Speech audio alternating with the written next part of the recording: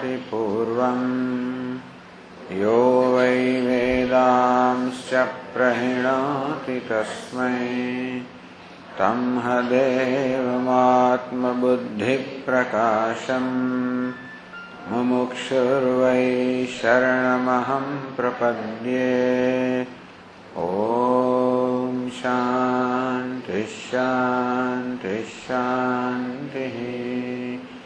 ॐ नमो ब्रह्मादिभ्यो ब्रह्मविद्या सम्प्रदायकर्तृभ्यो वंशर्षिभ्यो महद्भ्यो नमो गुरुभ्यः।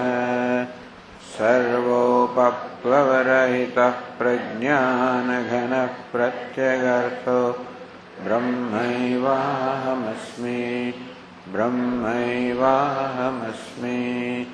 ॐ नारायणं पद्मभवं वसिष्ठं शक्तिं च तत्पुत्रपराशरं च व्यासं शुकं गौडपदं महान्तं गोविन्दयोगीन्द्रमथास्य शिष्यं श्रीशङ्कराचार्यमथास्य पद्मपादं च हस्तामलकं च शिष्यं तन्तोटकं वार्तिककारमन्यान्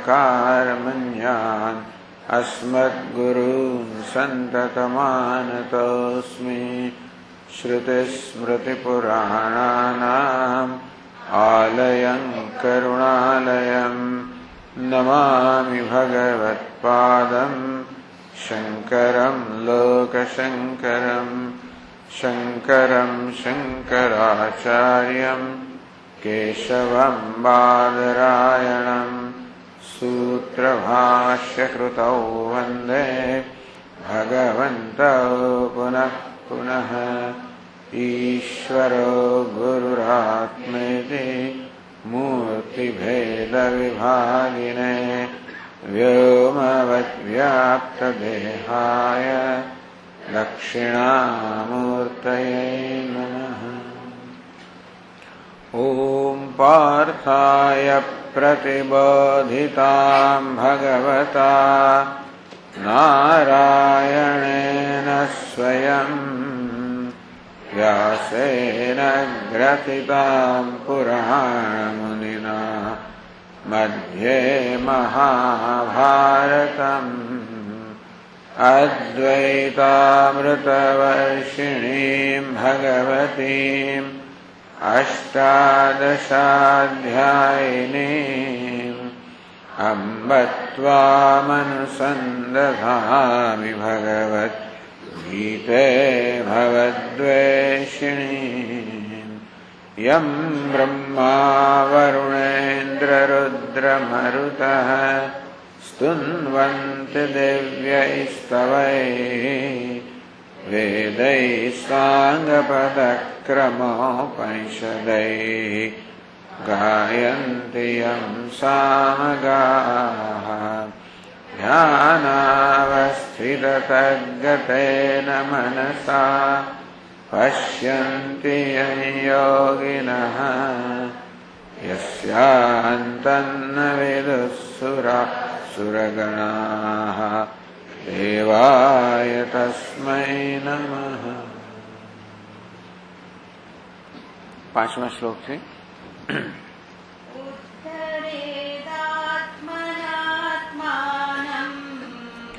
उद्धरेदात्मनात्मानम्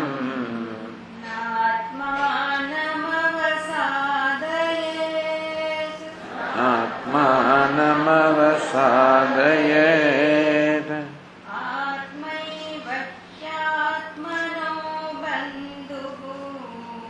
आत्मैव ह्यात्मनो बन्धुः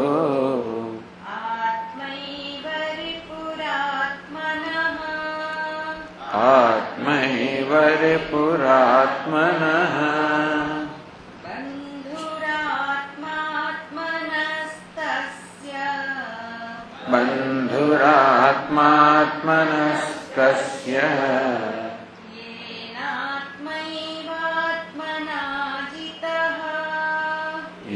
येनात्मैवात्मना जितः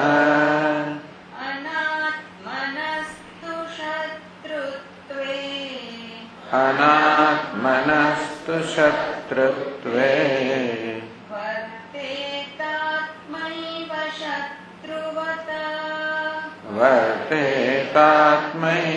शत्रुवत्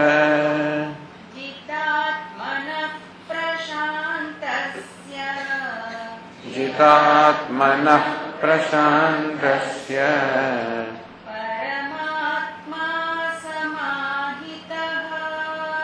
परमात्मा समाहितः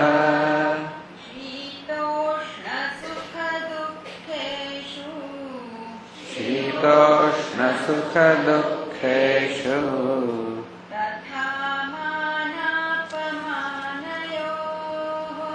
तथा मानापमानयोः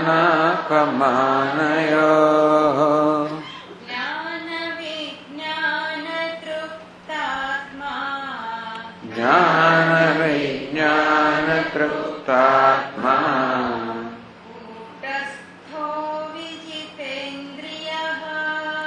कूटस्थो विजितेन्द्रियः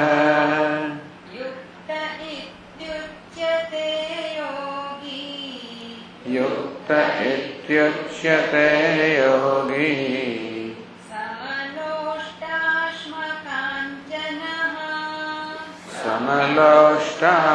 समलोष्टाश्मकाञ्चनः सुहृन्मित्रार्युदासीना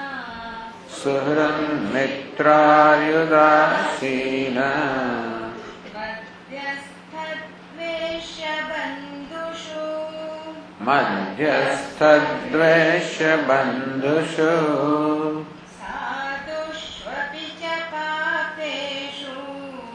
साधुष्वपि च पापेषु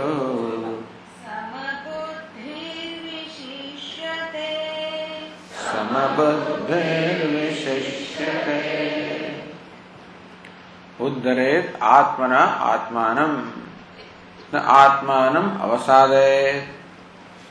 भगवान આપણે એક સૂત્ર આપ્યું, આત્મના આત્માન ઉદ્ધરેત, પોતાના વડે સતત પોતાનો ઉદ્ધાર કરવો જોઈએ। ટૂંકમાં જે આપણને નવી સમજ પ્રાપ્ત થઈ છે, જે નવી દિશા પ્રાપ્ત થઈ છે, જે વિવેક પ્રાપ્ત થયો છે, શાસ્ત્રનું શ્રવણ કરવાને કારણે, અધ્યયન કરવાને કારણે, ચિંતન કરવાને કારણે જે હવે આપણી બુદ્ધિમાં હવે સ્પષ્ટ થયું છે। અત્યાર સુધી ઘણા બધા ભ્રમ હતા, હજી હશે, પણ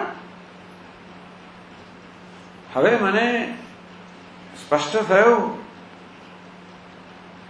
કે હું કોઈ અલ્પ દીનહીન તુચ્છ નથી વાસ્તવમાં, અને મારું વાસ્તવિક સ્વરૂપ બ્રહ્મ છે, હું પૂર્ણ છું। ભલે મારો અનુભવનો વિષય ના હોય છતાં પણ આ તો મારા મનમાં સ્પષ્ટ તો છે જ કે પૂર્ણ હું હોવો જ જોઈએ, સચ્ચિદાનંદ મારું સ્વરૂપ હોઈ શકે। મને સત માટે પ્રિય છે, પ્રેમ છે, ચિત્ત માટે પ્રેમ છે, આનંદ માટે પ્રેમ છે। હું ક્યારે દુઃખ ઈચ્છતો નથી, ક્યારે મૃત્યુ ઈચ્છતો નથી, ક્યારે અજ્ઞાન ઈચ્છતો નથી। હું સદા જીવવા ઈચ્છું છું, સદા હોવાનું મને પ્રિય છે, હોવા ઈચ્છું છું। સદા હંમેશા મને આનંદ સુખ માટે પ્રેમ છે, આનંદ માટે પ્રેમ છે। મને બુદ્ધિ માટે પ્રેમ છે, ડાપણ માટે પ્રેમ છે, મૂર્ખતા માટે પ્રેમ નથી। તેથી એ સચ્ચિદાનંદ મારું સ્વરૂપ હોવું જ જોઈએ। આમ આ રીતે શાસ્ત્રો આપણને યુક્તિપૂર્વક સમજાવે છે।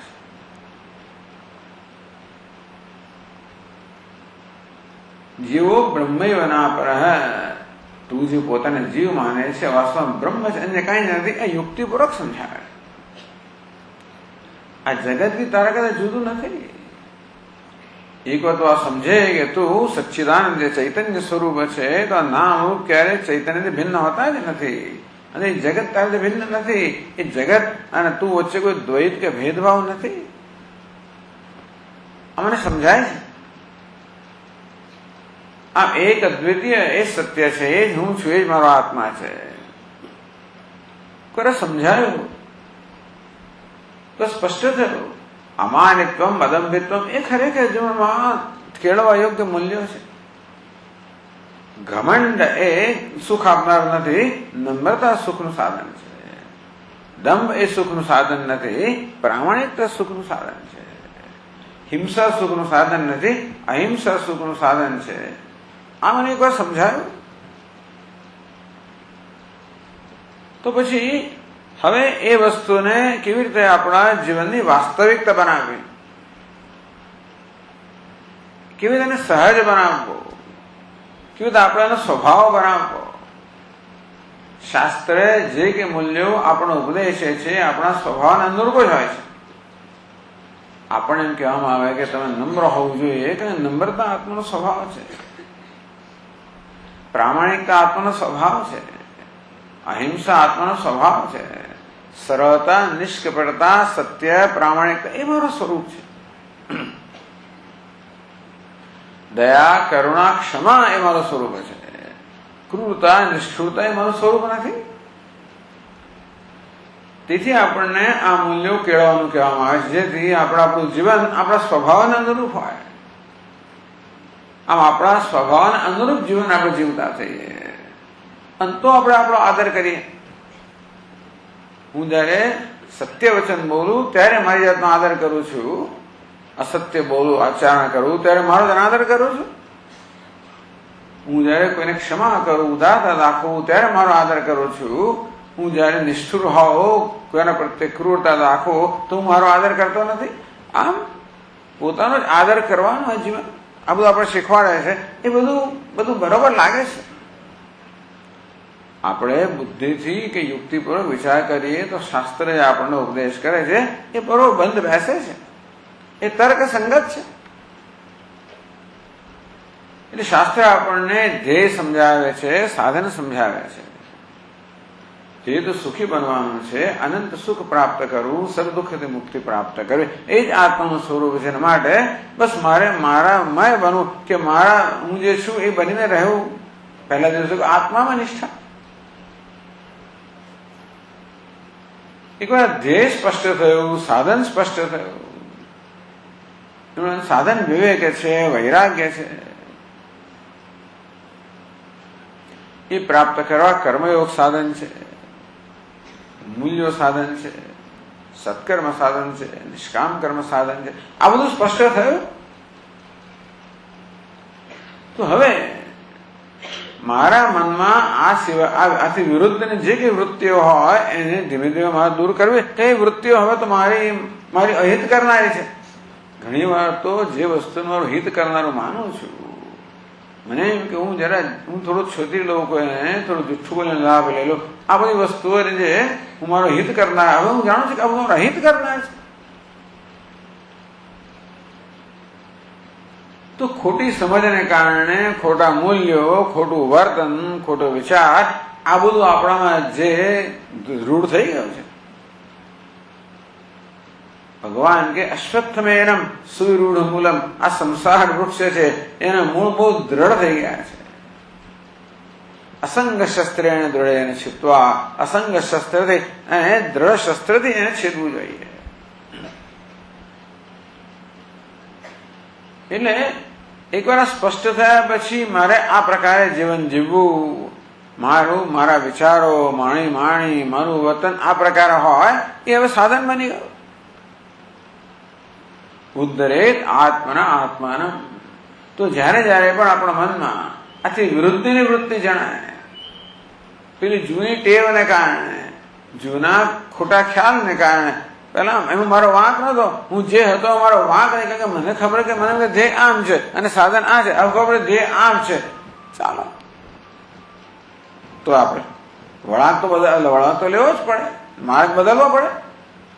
ઉદ્ધરેત આત્માન.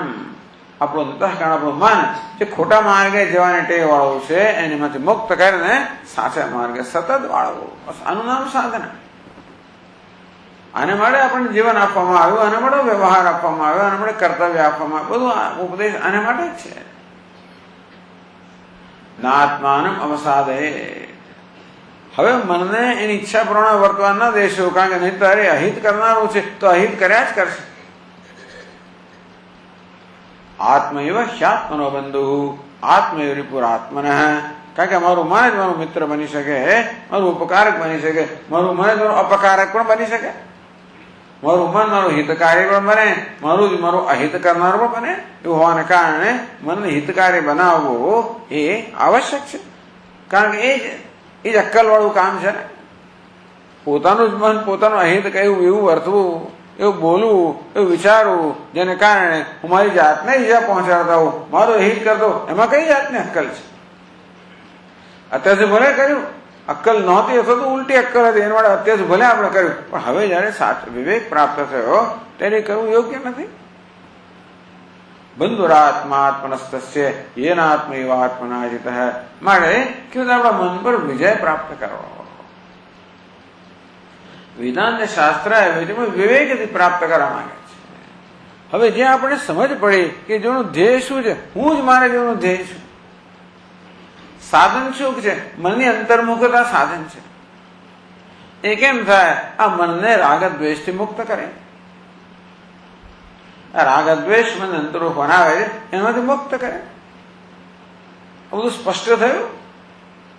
તો આ રીતે મનને એવી રીતે કેળવવું જેથી હવે એ શાસ્ત્રના ઉપદેશ પ્રમાણે વર્તે, આપણી સમજ પ્રમાણે વર્તે. એનું નામ મનને વશમાં કરવું. આપણે કે મન પર જુલમ નથી કરવાનો, મન પર યુદ્ધ નથી કરવાનું. મનને બહુ જ પ્રેમથી આપણે એને શિક્ષણ આપવાનું છે, કેળવવાનું છે, તાલીમ આપવાની છે.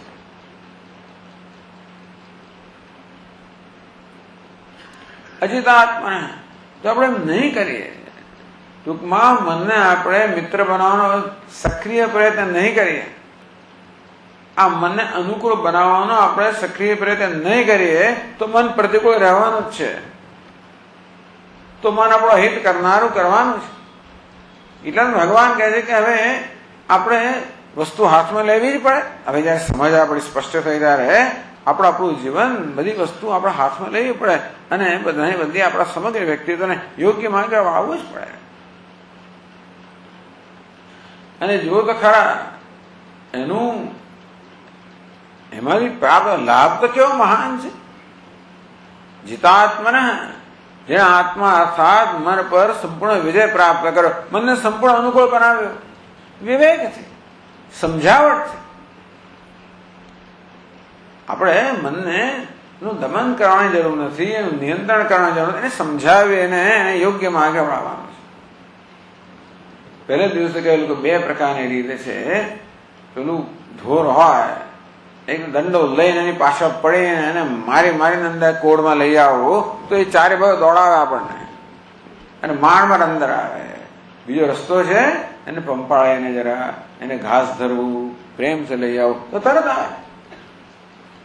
તે મનને એને સમજવું, આપણા મનને સમજવાની જરૂર છે.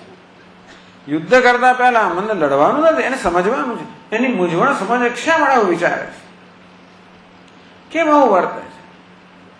કારણ કે એની આવી સમજ છે. મનમાં પેલા અજ્ઞાનને કારણે આ બધી ખોટી સમજો અંદર દ્રઢ થઈ ગયો અને કારણે મન આવું વર્તે છે. માટે હવે નવી સમજ આપીએ. આમ મનને સતત કેળવવું, એમાં સાચી સમજ આપવી, એ સાચી સમજ દ્રઢ કરવી પ્રેમથી. યુદ્ધ કરવાનું નથી, અંદર દાવો પેચ કરવાના નથી. પછી ભલે ને આવી યુક્તિ કરો, અહીં લગાવવાના, મનને પેલી બાજુ લગાવ, એવું કઈ કરવાની જરૂર નથી. મનને આમ ત્રાટક કરો ને પેલું કરો ને ખરો ને રોકી દો, કરવું જ કરો, પણ નહીં કરો ચાલશે. વેદાંતમાં તો એવું કે મન સાથે કઈ દાવો પેચ કરવાના નથી.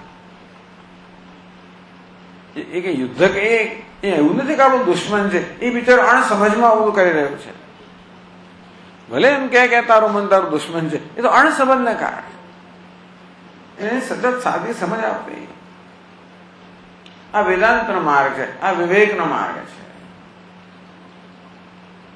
અને એને કારણે શું મહાન લાભ થાય? જીતાત્મન પ્રશાંતસ્ય પરમાત્મા સમાહિત. અત્યારે મારો પોતાનો જ આત્મા જે જાહેર કરે છે, હું દુઃખી છું, અજ્ઞાની છું, મર્ત છું, અલ્પ છું, તુચ્છ છું, એવું જે જાહેર કર્યા કરે એ આત્મા જ કહેતો છે હું પૂર્ણ છું, બ્રહ્મ છું.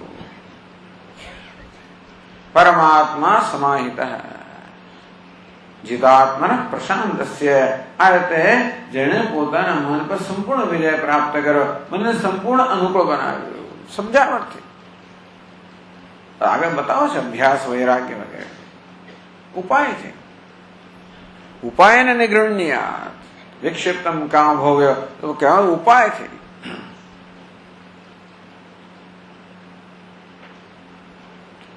જીતાત્મન પ્રશાંતસ્ય, તો મન સંપૂર્ણ પ્રસન્ન બની જાય, સંપૂર્ણ શાંત બની જાય, સંપૂર્ણ અનુકૂળ બની જાય, એ સંપૂર્ણ પારદર્શક બની જાય અને મનનું અધિષ્ઠાન જે પરમાત્મા છે એને બહુ સ્પષ્ટ કરે. પરમાત્મા સમાહિત, પરમાત્મા આપોઆપ અભિવ્યક્ત થાય, એના પૂર્ણ રૂપમાં અભિવ્યક્ત થાય.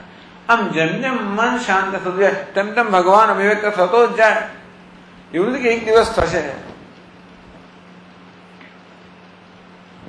જેમ મન નિર્મળ બને, પ્રસન્ન બને, તેમ તેમ એના અધિષ્ઠાન રૂપે એના તળિયામાં રહેલો ભગવાન આનંદ છે એ વ્યક્ત થતો જ જાય. એટલે જ ગઈકાલે કહ્યું કે આનો આપણે તાત્કાલિક લાભ મળવાનો છે. એવું નથી કે લાભ ક્યારેક મળશે. જરાક પણ એક જરાક રાગ દ્વેષ ઓછો તો તરત એટલી પ્રસન્નતા પ્રાપ્ત થઈ, એટલો વિજય પ્રાપ્ત થયો. એટલે આપણે તરત આમાં આ માર્ગ એવો છે ને, આપણે તરત પ્રોત્સાહન મળ્યા જ કરશે કે હા વાત બરોબર છે. શીતોષ પછી ભલે જગતના સંજોગ ગમે તેવા હોય, શીતોષ દુઃખે પછી મને કોઈ વિરોધ નહીં કશી વસ્તુ માટે. અત્યારે અનેક વસ્તુ માટે વિરોધ છે. કેટલીક વસ્તુનો હું છાપ લગાવું છું, આ અનુકૂળ છે, એવી પ્રતિકૂળ, આવી છાપ લગાવ્યા કરું છું કે અંદર બહુ મૂંઝવણ છે, અંદર ખૂબ વિચાર, આમ મનમાં બહુ વિચારમાં દુઃખ ને બધું છે. એટલે કેટલાક હું અનુકૂળ, કેટલાક પ્રતિકૂળ છાપ લગાવ્યા કરું. જેમ મન સ્વસ્થ બનતું છે એમ છાપ લગાવવાની જરૂર જ નહીં પડે. બધું બરાબર જ છે, યોગ્ય છે. Everything is in order.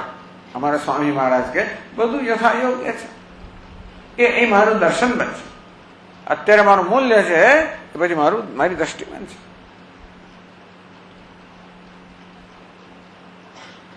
જ્ઞાન વિજ્ઞાન તૃપ્તાત્મા કૂટસ્થો વિજિતેન્દ્રિય. બસ આ જ્ઞાન વિજ્ઞાનથી તૃપ્તિ પ્રાપ્ત થાય છે. આ જાણીને કે હું કોણ છું, શિવોહમ, હું શિવ સ્વરૂપ છું. પૂર્ણ એથી વધારે વળી બી જોઈએ શું? બસ હું જીવ છું એ જાણીને દુઃખ થાય છે, હું શિવ છું જાણીને આનંદ થાય છે. બસ દુઃખના આનંદ માટે બીજું કોઈ કારણ જ નથી. મને ખાવાનું મળ્યું માટે સુખી છું, દુઃખ એવું છે જ નહીં.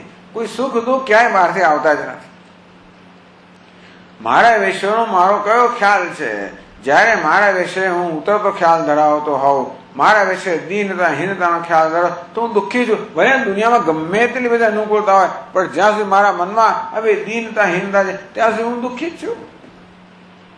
અને બહાર કશું પણ ના હોય અને છતાં પણ હું જયારે જાણતો હોઉં કે હું તો શિવ છું, બસ હું સુખી છું. આમ જેટલો પોતાનો આદર થતો હોય એટલા પ્રમાણે સુખી છું, જેટલો અનાદર થાય એટલા પ્રમાણે દુઃખી છું. એટલે સુખ દુઃખની આટલી સરળ વ્યાખ્યા છે. એટલે બહારની માથાકૂટ બધી છોડી જ દેવી જોઈએ. કશી વસ્તુને અનુકૂળ બનાવી, પ્રતિકૂળ લડાઈ કરવી અને આમથી આમ મચડવું ને અનુકૂળ બનાવો પેલું મચડવું ને એ બધી માથાકૂટ છોડી દો. તામ સ્થિતિક્ષસ્વ ભારત, એ ભારત એ બધાને છોડતું, એમને માર્ગે જવા દે. આગમા અપાય એને અનિત્યા તામ સ્થિતિક્ષસ્વ, એ તો આવશે ને જશે બધું. તો મારે શું કરવાનું ભગવાન? તો ભગવાન આપણને 10મા શ્લોકમાં કહે છે,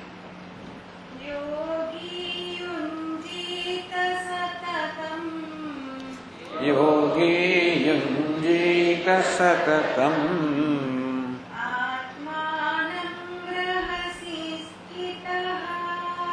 આત્માનં રહસ્ય સ્થિતઃ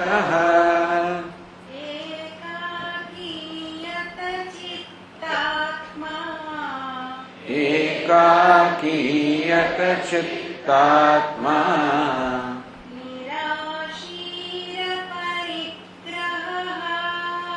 નિરાશીર પરિગ્રહ. બસ તું તાર આ કર. યોગી યુંજીત સતતમ આત્માનમ, તો આ કામ કર. બાકી બધું છોડ. તારે સુખી થવું છે ને, જીવનમાં સફળતા પ્રાપ્ત કરવી છે. સફળતા બહાર ક્યાંય નથી, તું જ સફળતા સ્વરૂપ છે. આપણે પ્રત્યેકને સફળતા પ્રિય છે, સ્વાભાવિક છે.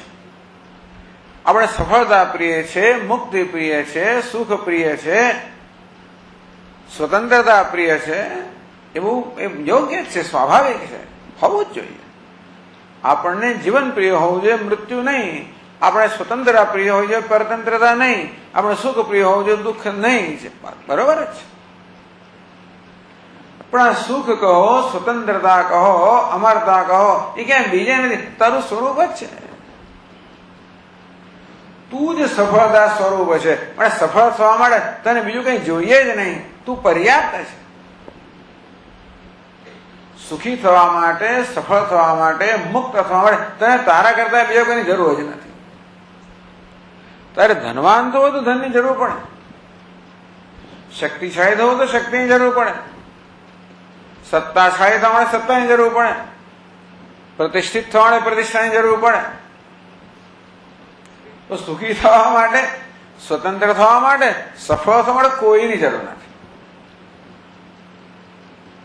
તો પહેલા નિર્ણય તારા મનમાં કરી લે કે મારું મન પ્રતિષ્ઠા ઈચ્છે છે, સન્માન ઈચ્છે છે, સંપત્તિ ઈચ્છે છે, સત્તા ઈચ્છે છે, મહત્તા ઈચ્છે છે. આ બધું ઈચ્છે શેને માટે? સફળતા માટે.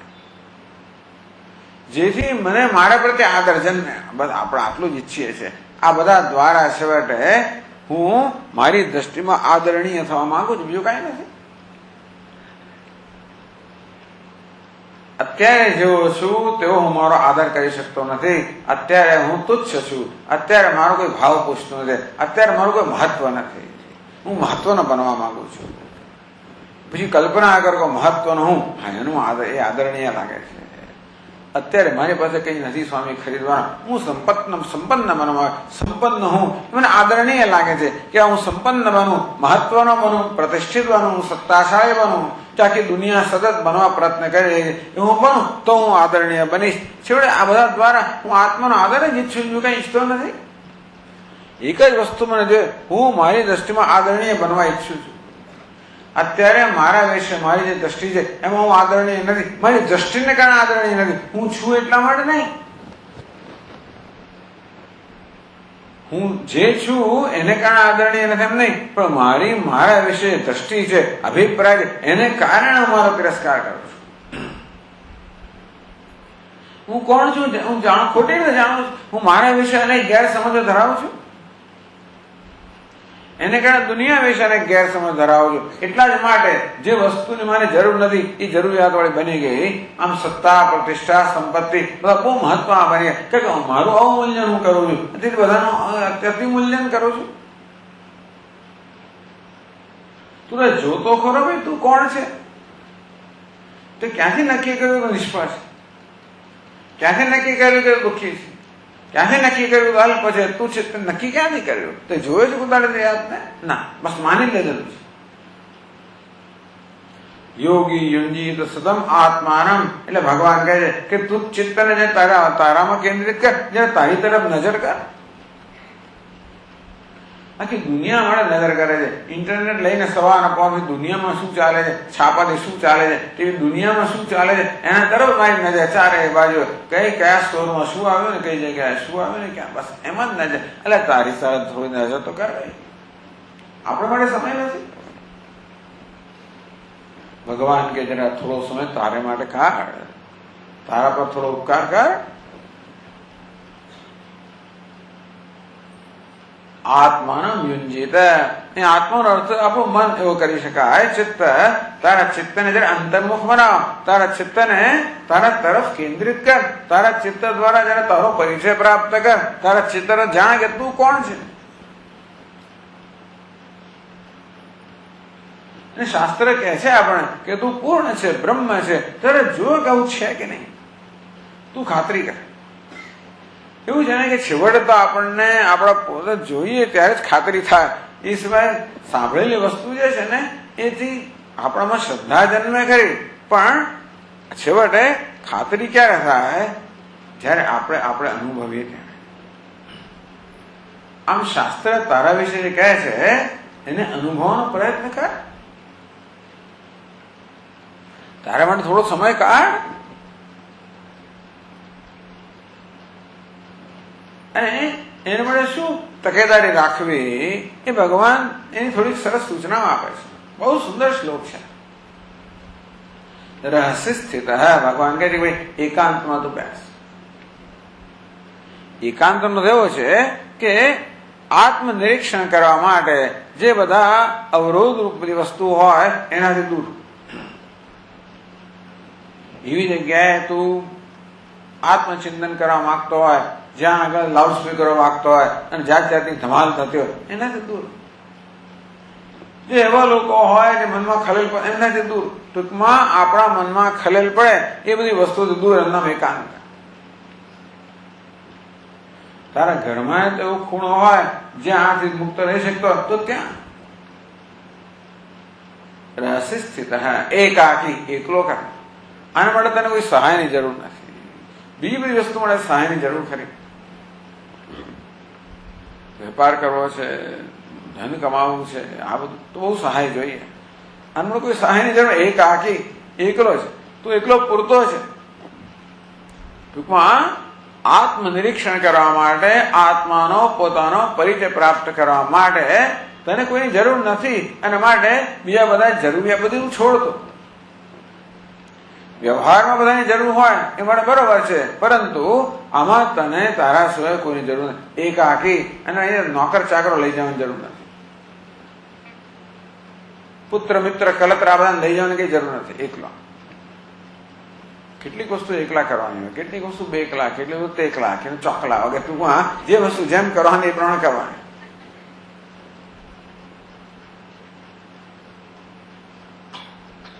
નિરાશી બધી ઈચ્છાઓ છોડ.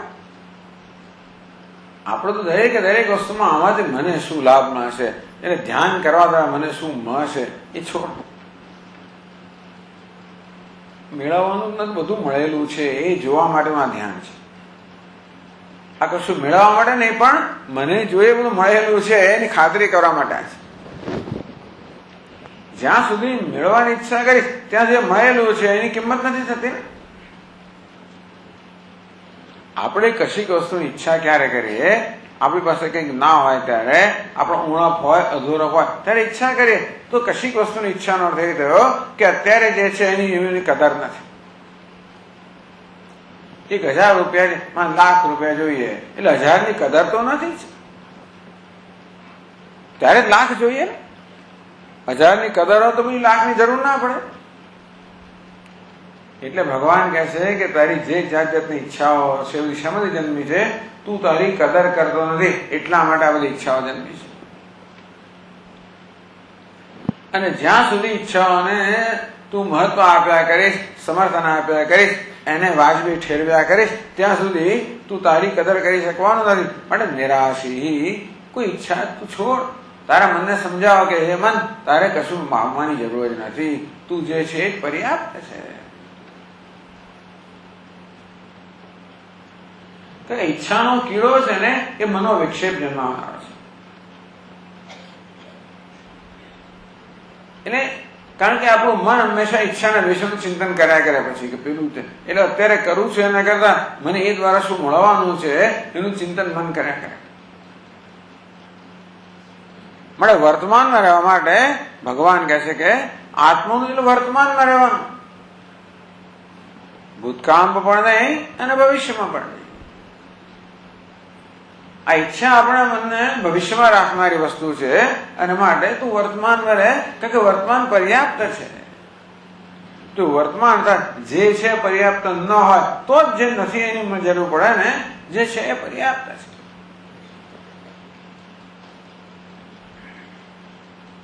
અપરિગ્રહ કોઈ બીજા પરિગ્રહની જરૂર નથી. પરિગ્રહ એટલે બીજી બધી અનેક જાતના બધા અનેક વસ્તુ સાથે રાખવી, સંગ્રહ કરવો. આમ પરિગ્રહ શબ્દનો અર્થ તો દાન લેવું એવો થાય. એમ તો અપરિગ્રહ વ્રતનો અર્થ શું થાય ખબર છે? દાન ન લેવું. કશું સ્વીકારવું જ નહીં. તો પરિગ્રહ અર્થ અહીંયા થાય છે સંગ્રહ. કોઈ સંગ્રહ કરવાની જરૂર નથી, વસ્તુ કોઈ સાથે રાખવાની જરૂર નથી. તે જેટલી વસ્તુ અત્યારે સાથે છે એ કંઈક રીતે ચિંતા કરાવવાની છે. કશું હોય ને ચિંતા થાય ખરો કે ભાઈ બરોબર છે ને, ગણી લેજો સામાન બરોબર છે ને, કેટલા દાગીના છે, શું છે શું નહીં. એટલે વસ્તુ આપણી સાથે હોય એટલે કઈક ચિંતાનો વિષય થાય ખરો. એટલે ભગવાન આપણે કહી રહ્યા છે કે કઈ વસ્તુ આપણામાં ખલેલ પહોંચાડનારી છે. આમ ખલેલ પહોંચાડનારી બધી વસ્તુથી મુક્ત રહેવા માટે ભગવાન આપણને સૂચના આપી રહ્યા છે. એક તો ઈચ્છા અપેક્ષા છે એ ખલેલ પહોંચાડનારી છે. માટે તારા મનને તું કહે કે કશી અપેક્ષાની જરૂર નથી, જે છે એ પર્યાપ્ત છે. વસ્તુ સાથે રાખવી એ બધી પણ ખલેલ પહોંચે. ભાઈ કશું સાથે રાખવાની જરૂર નથી, તું એકલો પર્યાપ્ત છે. કોઈને સાથે રાખવા એ ચિંતાનો વિષય છે, કોઈને સાથે રાખવાની જરૂર નથી, તું એકલો પૂરતો છે. આ કામ માટે પૂરતો છે. બીજી કશી વસ્તુ માટે બીજાની જરૂર પડે, પણ આને માટે કોઈને, સ્વામીને બધા માટે જરૂર પડે. એને ચા પીવું તો આને કોણ, પેલું કરો કશું બધા તદ્દન પાંગા બની ગયા, પણ આને માટે કોઈની જરૂર નથી. આપણા બધા પાંગા બનાવી દઈએ એ કશું આપણે થાય જ નહીં જાતે. બધી વસ્તુ માટે કોઈને કોઈ જોઈએ. સ્વામી બનો તો ખાસ. એવા ને એવા પાંગળાને પણ આને માટે કોઈની જરૂર નથી. અપરિગ્રહ એકાકી આવું હશે તો યત ચિત્તાત્મા. ચિત્ત આત્માનો અર્થ અહીંયા દેહ કર્યો છે. તો કે જે દેહ છે, ઇન્દ્રિયો, મન, બુદ્ધિ, પોતાનું વ્યક્તિત્વ યત અર્થાત નિયંત્રણમાં છે, અનુકૂળ છે. એટલે ઈચ્છાઓ વગેરે આપણા મનને પ્રતિકૂળ બનાવનારી છે. એટલે આવી વસ્તુ દૂર થાય એટલે આપણું વ્યક્તિત્વ અનુકૂળ બને. શરીર આપણા અનુકૂળ હોવું જોઈએ, ના નથી. એટલે આપણા શરીરને સ્વસ્થ રાખવું, અનુકૂળ રાખવું એ પણ યોગ માટે કે જીવન જીવવા માટે આવશ્યક છે. સતત આ પંપાળા કર્યા કરે એવું નહીં, સાથે સાથે શરીરને પણ સમજવું અને એની જરૂરિયાત પ્રમાણે, યોગ્યતા પ્રમાણે જે આહાર વિહાર જો એવું કરવું. શુદ્ધ વ્યાધિશ્ચ ચિકિત્સતામ પ્રતિદિનમ ભિક્ષૌષધમ ભુજ્યતામ. શંકરાચાર્ય મહારાજ કે સાધન પંચકમમાં કે ક્ષુધા નામની વ્યાધિ છે એ દરરોજ આવનારી વ્યાધિ છે, એની ચિકિત્સા કરવી જોઈએ. કઈ રીતે? ભિક્ષારૂપી ઔષધિથી આ ક્ષુધા નામની વ્યાધિની ચિકિત્સા કરવી જોઈએ, જરૂરી છે. આમ શરીરની સંભાળ લેવી જોઈએ, મનની સંભાળ લેવી જોઈએ, બુદ્ધિની સંભાળ લેવી જોઈએ. જે બુદ્ધિના વિચારો છે એ શાસ્ત્રના વિચારોને અનુરૂપ હોય. મનની જે ભાવનાઓ છે, વૃત્તિઓ છે એ પણ શાસ્ત્રને સમજાવેલી વૃત્તિઓને અનુરૂપ હોય. ટૂંકમાં અન્ય પ્રત્યે સદભાવ હોય, કોઈ પ્રત્યે દુર્ભાવ ન હોય. આમ બધા પ્રત્યે સદભાવના, આપણા ઇરાદાઓની પ્રામાણિકતા, આવું કરતા હોઈએ તો પછી આ ધ્યાન વખતે આ બધા લોકો આપણે સાથ આપે. તો આપણું શરીર સાથ ના આપે, મન સાથ ના આપે, બુદ્ધિ સાથ ના આપે. એટલે આ ધ્યાન એ આપણા જીવનથી તદ્દન અલગ, કે સ્વતંત્ર વસ્તુ ના હોય. એ તો આપણા જીવનનું એક અંગ છે. ટૂંકમાં જીવન જીવતા હોઈએ એ વસ્તુ હંમેશા ધ્યાનમાં પણ જરૂરી છે. ધ્યાન માટે પણ એના પર પ્રભાવ છે અને તેથી ધ્યાન કરી શકે એ પ્રકારનું જીવન જીવવું જોઈએ. એટલે કે આપણા રોજબરોજ જીવનમાં અપરિગ્રહ હોય, એકાકી હોય, એકાંત હોય,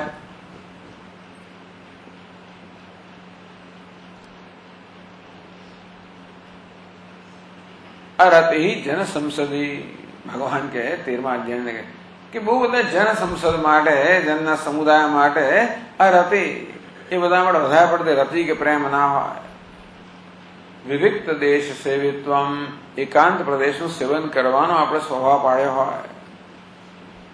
એ તો મમ્મી મને તો બીક લાગે છે, એકાંત પ્રદેશનું સેવન કરવાનો સ્વભાવ પાડ્યો હોય. પછી આ પ્રકારે યોગી યુંજીત સતતમ આત્માન, આ યોગીએ સતત પોતાના ચિત્તને અંતર્મુખ બનાવવાનો પ્રયત્ન કરવો જોઈએ. આપણા જીવન દરરોજ કંઈક આત્મનિરીક્ષણ હોવું જોઈએ. આત્મનું ચિંતન ન કરીએ તો પણ આત્મનિરીક્ષણ તો હોય. રોજ થોડોક સમય આપણે પોતાના માટે ફાળવીએ. કે આજે દિવસ કેવો ગયો, આજે કેટલી વાર હું ગુસ્સે થયો, કેટલી વાર મારાથી આ મૂલ્યોનું પાલન ના થયું, કેટલી વાર થયું, ત્યારે થોડુંક એનો આપણે થોડોક આપણે એને માટે રોજ હિસાબ કિતાબ કરીએ. પાછું મનને સમજાવીએ કે જો મન તું ગુસ્સે થઈ ગયો ને તે વખતે એનું આ કારણ છે, હવે ફરી વાર આમ ના કરીશ. જો તે વખતે તું જુઠ્ઠું બોલ્યું ને એનું આ કારણ છે, હવે આમ કરજે. તું પેલા આમ થઈ ગયો ને આમ કરજે. આ રીતે પાછું જ્યાં જ્યાં આપણે આપણા મૂલ્યોનું પાલન ન કરી શક્યા હોઈએ એની નોંધ લઈને મનને હવે કોઈ સમજાવે અને બીજી સમય તૈયાર કરવો. જ્યાં જ્યાં મને કંઈક નિર્ભયતા દાખવીને મૂલ્યનું પાલન કરે તેને તો અભિનંદન પણ આપવા. આમ આત્મનિરીક્ષણ, ટેકિંગ સ્ટોક, સતત આપણે ક્યાં પહોંચ્યા, કેટલું કર્યું. યાત્રાએ નીકળ્યા હોય તો પછી જોવું તો પડે ને કેટલા કિલોમીટર ચાલ્યા, ક્યાં પહોંચ્યા, કેટલું બાકી છે. આમ ભગવાન કહે છે કે દરેકના જીવનમાં આ વસ્તુ આવશ્યક છે કે આપણે કેટલોક સમય આપણે માટે આપીએ, આપણી સાથે પરિચય કરવાનો પ્રયત્ન કરીએ, આપણા મનને સમજવાનો પ્રયત્ન કરીએ. આ સમજ બહુ મહત્વની વસ્તુ છે. વિવેક વૈરાગ્ય, આ પ્રકારે વિવેકપૂર્વક આપણે મનને બધા રાગ દ્વેષથી મુક્ત કરીએ. એકાકી ચિત્તાત્મા નિરાશીર પરિગ્રહ, અને પછી જરા પોતાના વિશે પોતાના તરફ ધ્યાન કેન્દ્રિત કરીએ. મને અંતર્મુખ બનાવીને પોતાના વિશે ધ્યાન કેન્દ્રિત કરીએ. હું આત્મા વિશે ચિંતન કરું, મારા વિશે ચિંતન કરું. શાસ્ત્રે સમજાવે છે એ પ્રમાણે સમજાવે છે. મનોબુદ્ધિ અહંકાર ચિત્તાય નામ ન ચ શ્રોત્ર જીહ્વે ન ચ ઘ્રાણનેત્રે. આ અંતઃકરણની વૃત્તિઓ હું નથી, જ્ઞાનેન્દ્રિયો હું નથી, કર્મેન્દ્રિયો હું નથી, આ શરીર હું નથી. હું બધાનો દ્રષ્ટા છું, અભાસક છું. ચિદાનંદ રૂપ શિવોહમ શિવોહમ. આ ચિદાનંદ મારું સ્વરૂપ છે. ચાલો જુઓ, આ પ્રકારે આત્માનું ધ્યાન કરો, ચિંતન કરો. હું કોણ છું જરૂર નથી, એવું પૂછવાની જરૂર નથી. હું શિવ છું એ પ્રકારે ચિંતન કરવાનું. હું કઈ રીતે શિવ છું? શાસ્ત્ર કહે છે કે હું જીવ રીતે શિવ છું. તો કેમ જીવ મારી તમારું? કારણ કે આ દેહ ઇન્દ્રિયો સંઘાત છે જે હું નથી. આ જે ઘરમાં રહું છું એ ઘરને હું માની રહું છું, માટે મારા વિશે આવા ખ્યાલ છે.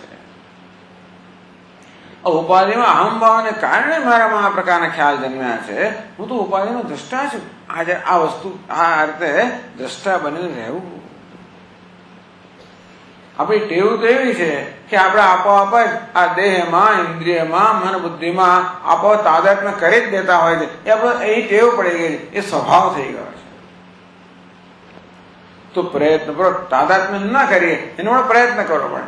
એટલે અજ્ઞાન માટે કોઈ પ્રયત્ન ના કરવો પડે, જ્ઞાન માટે પ્રયત્ન કરવો પડે. દેહમાં અહમભાવમાં કોઈ પ્રયત્ન ના કરવો પડે, એ તો ચાલતું જ આવ્યું છે. અને કશું નહીં કરીએ તો ચાલ્યા જ કરશે. એટલે ટૂંકમાં ઘરમાં ઝાડા બાજવા માટે પ્રયત્ન કરે તો થતા આવ્યા જ કરશે. ઘરમાં ગંદકી થયા કરશે. નિયમ જ છે, વિજ્ઞાનનો જ નિયમ છે. થર્મોડાયનેમિક્સનો જે બીજો નિયમ છે એમાં નિયમ જ છે, એવું કહે છે કે એન્ટ્રોપી તો વધવાની છે. એન્ટ્રોપી ડિઝોર્ડર વધ્યા જ કરે. એટલે અવ્યવસ્થાનો સ્વભાવ છે કે વધવું. એટલે એને માટે પ્રયત્ન, વ્યવસ્થા માટે પ્રયત્ન કરવાની જરૂર છે. અને તેથી આપણે આપણો સ્વભાવ જ થઈ ગયો છે કે દેહને હું માનવો, ઉપાધિમાં અહમભાવ હોવો આ સ્વભાવ થઈ ગયો છે. એ સ્વને મને મુક્ત કરવાની જરૂર છે ને. ત્યારે મને દેખાડી કે ભાઈ જો આ શરીર તો તારું જ્ઞાન શરીર તો દ્રશ્ય છે, તું શરીરનો દ્રષ્ટા છે, જો તો ખરો, તું શરીર સભાન છે. આ હાથ પગ આ બધી વસ્તુઓ તો શરીરના અંગો છે, એ તો એનાથી સભાન છે. તું જેને સભાન હોય તો તું ના જ હોય. આ મનની વૃત્તિઓ સભાન છે, તારી લાગણીઓ સભાન છે. તું સભાન છે ન થાય તો કે તું જ્ઞાતા છે, દ્રષ્ટા છે, તો દૃશ્ય છે, અંતેથી એ તું કેમ હોઈ શકે? આ પ્રકારે શાસ્ત્ર જે ઉપદેશ આવે છે એ વસ્તુને એ મનની અંદર મનને એ વસ્તુ દેખાડવી કે શાસ્ત્ર કહે છે એ કેવું બરોબર છે, મનને આપણે ખાતરી કરાવવી. એટલે આખો દિવસ આપણી ટેવ પ્રમાણે અશાસ્ત્રીય જીવન જીવ્યા જ કરીએ છીએ, અજ્ઞાન આધારિત જીવન જીવ્યા કરીએ છીએ. એટલે થોડો સમય કાઢીએ જેથી વિવેક આધારિત જીવન આપણે વિવેક આધારિત વિચાર કરીએ. અવિવેકનું જીવન તો ચાલ્યા જ કરે ટેવ પ્રમાણે. ઉદ્ધરેત આત્મના આત્માનમ, અવિવેક તો ચાલ્યા જ કરશે અને દ્રઢ થયા જ કરશે. અને માટે અવિવેકમાંથી મુક્ત થવા માટે, આત્મબુદ્ધિથી મુક્ત થવા માટે આપણે પ્રયત્ન કરવો પડે, એમનો ઉદ્ધાર કરવો. આ મનને ટેવમાંથી છોડાવવું. ભગવાન એક સરસ વ્યાખ્યા કરવાના છે અહીંયા આગળ. તમ વિદ્યા દુઃખ સંયોગ વિયોગમ યોગ સંગીતમ. ભગવાન યોગની સુંદર વ્યાખ્યા કરે છે. યોગ સંગીતમ. હે અર્જુન, યોગ કોને કહે? આ વિયોગ અને યોગ કહેવાય. યોગી તો તું છે ને, યોગ એટલે જોડાઈ ગયો, એ અર્થમાં યોગ. યોગ શાસ્ત્ર યોગનો અર્થ નથી કરતું, પણ યોગનો અર્થ છે જોડાઈ જવું, એવો અર્થ કરીએ તો આપણે યોગી તો છીએ જ, જોડાઈ ગયેલા જ છીએ. શેની સાથે? આ ઉપાધિ સાથે. આ દેહમાં, ઇન્દ્રિયમાં, મનમાં, બુદ્ધિમાં અહંભાવ એટલે જોડાઈ ગયા છે. યોગી તો છીએ જ. આ જોડાણ જ બધા દુઃખનું કારણ છે. એ જ મને મારામાં આવા ખ્યાલ જન્મ્યા છે કે હું મરતે છું, દુઃખી છું, અલ્પ છું, અસહાય છું. આ બધા ખ્યાલ જન્મ્યા કારણ કે ઉપાધિને અહમ હું માનું છું એટલા માટે. એટલે આ વસ્તુ દુઃખ કરનાર, દુઃખ સાથે જોડાય. દુઃખમાં તો આપણે યોગી છીએ જ, દુઃખમાં જોડાયેલા જ છીએ. ઉપાધિમાં અહંભાવના કારણે મારા વિશે હું જીવ છું એ પ્રકારના ખ્યાલ જ દુઃખજનક છે. તેથી દુઃખ સંયોગ અજ્ઞાનને કારણે, અવિવેકને કારણે દુઃખ સાથે યોગ થઈ જ ગયેલો છે. એ લઈને જ જન્મ્યા છે આપણે. વિયોગમ, એમાં વિયોગ કરવો, એમના વિયોગ. એટલે આ ઉપાધિમાં અહંભાવ જે સ્વાભાવિક થઈ ગયો છે એમાં મનને મુક્ત કરવાનો પ્રયત્ન કરવો અને એક અંતર ઉત્પન્ન કરવું. વસ્તુમાં અંતર છે પરંતુ અંતર જતું રહ્યું છે સાવધાનના અભાવને કારણે. બનતો હોય ને, ઘણો ક્રિકેટ ચાલે છે ને, આમ ક્રિકેટના બહુ શોખીન લોકો હોય, એવું આપણા જેવા નહીં કે સ્કોર કેટલો છે, આપણી ટીમ જીતે ચાલતા, હારે તો છોડ નથી જોવું, જીતે તો બરોબર છે, એમાં આપણે એવો રસ હોય. પેલા બરાબર એવા ક્રિકેટને એક એક બોલ ને એક એક વસ્તુને માણનાર લોકો હોય એ તો એને એવા રસ થઈ જાય, એવા તન્મય બની જાય કે ભૂલી જાય કે હું પ્રેક્ષક છું. એનો પેલો પ્રિય ક્રિકેટ આવે, બેટ્સમેન આવે, સચિન તેંડુલકર આવ્યો કે પછી સહેવાગ કોઈ આવ્યો એટલે ખલાસ. એ એવું જાણે સહેવાગ ના બની ગયો અને એ જ ના લગાવો તો એ પેલો ફિલ્ડર હોય ને, પેલો બોલ આવે અને એ આમ પોતે કેચ કરતો, અહીંયા આગળ તો ત્યાં કેચ કરતો, આપણે એક બની જતા હોઈએ છીએ. સિનેમા જોતી વખતે પણ એના પાત્ર એક બની જઈએ છીએ, ભૂલી જઈએ છીએ કે હું પ્રેક્ષક છું. હું તો શું બની જાઉં છું? પ્રેક્ષકમાં બનીને પાત્ર બની જાઉં છું. તેવી રીતે આ દેહનો પ્રેક્ષક છું, ખરેખર તો આ મનનો પ્રેક્ષક છું. આ મન પણ એક સિનેમા જ છે ને, બીજું શું છે? મનની વૃત્તિઓ ચાલ્યા કરતી હોય છે. આ સિનેમાનો તો કઈ હિસાબ પણ નથી. આપણા મનમાં જે સિનેમા ચાલે એની આગળ એનો પ્રેક્ષક છું. પછી હું પાત્ર બની ગયો. આ મનના પ્રેક્ષક ને ભલે જાણે કે મન બની ગયો, સિનેમાનું પાત્ર બની જવું છું. પછી એના સુખ દુઃખ મારા સુખ દુઃખ થઈ જાય. એની પત્ની એને છોડે, પેલો રડતો તો હું રડવા મળો, તું તો પરણ્યો જ નથી, તું શું કામ રડે? પેલા સાથે એક થઈ ગયો. આપણે જે નથી એ બની જતા હોઈએ છીએ. તો સાવધાની જરૂર છે કે હું પ્રેક્ષક છું, હું પાત્ર નથી. અંતે રીતે મનમાં સાવધાની જરૂર છે કે હું પ્રેક્ષક છું, આ શરીરનો પ્રેક્ષક છું, આ મનનો પ્રેક્ષક છું, એટલે દ્રષ્ટા છું. ખરેખર તો બે જુદી જ વસ્તુ છે. અનાત્માના આત્માનો કોઈ સંયોગ છે જ નહીં, પણ અજ્ઞાનને કારણે જે બે છે એને આપણે એક કરી દીધા, એટલે હવે બે છે એને બે કરવા, એટલે અજ્ઞાન અવિવેકને કારણે જે અંદર જતો રહ્યો છે વિવેક અંતર ઉત્પન્ન કરવું, બસ આટલું જ કરવાનું છે. અત્યારે દૃશ્ય ને દ્રષ્ટા એક થઈ ગયા છે, બસ દ્રષ્ટા ને દ્રષ્ટા અને દૃશ્ય ને દૃશ્ય આટલું કરવું. આત્માનું ધ્યાન ઉદ્ધરે. આવું ધ્યાન છે ને મળે છે પોતાનો ઉદ્ધાર કરવા માટે છે, પોતા પર ઉપકાર કરવા માટે છે, કોઈ બીજા પર ઉપકાર નથી કરતો. અમે સાચું બોલીએ છીએ તો શું કે બીજા પર ઉપકાર કરે છે? અમે જુઠ્ઠું ના બોલીએ, અમે આવાના ભલે જ નહીં, તમે તો શું છે આ બધું આપણા પર ઉપકાર કરવાનો છે, બીજા પર નથી કરતા.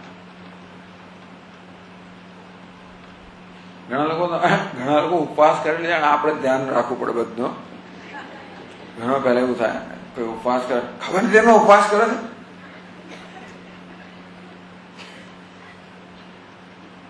છે કે અમારા પર ઉપકાર કરો તમે, તો એટલે આખા ઘરનું ઉભું ને ઉભું રાખે, પોતે કશું કરે.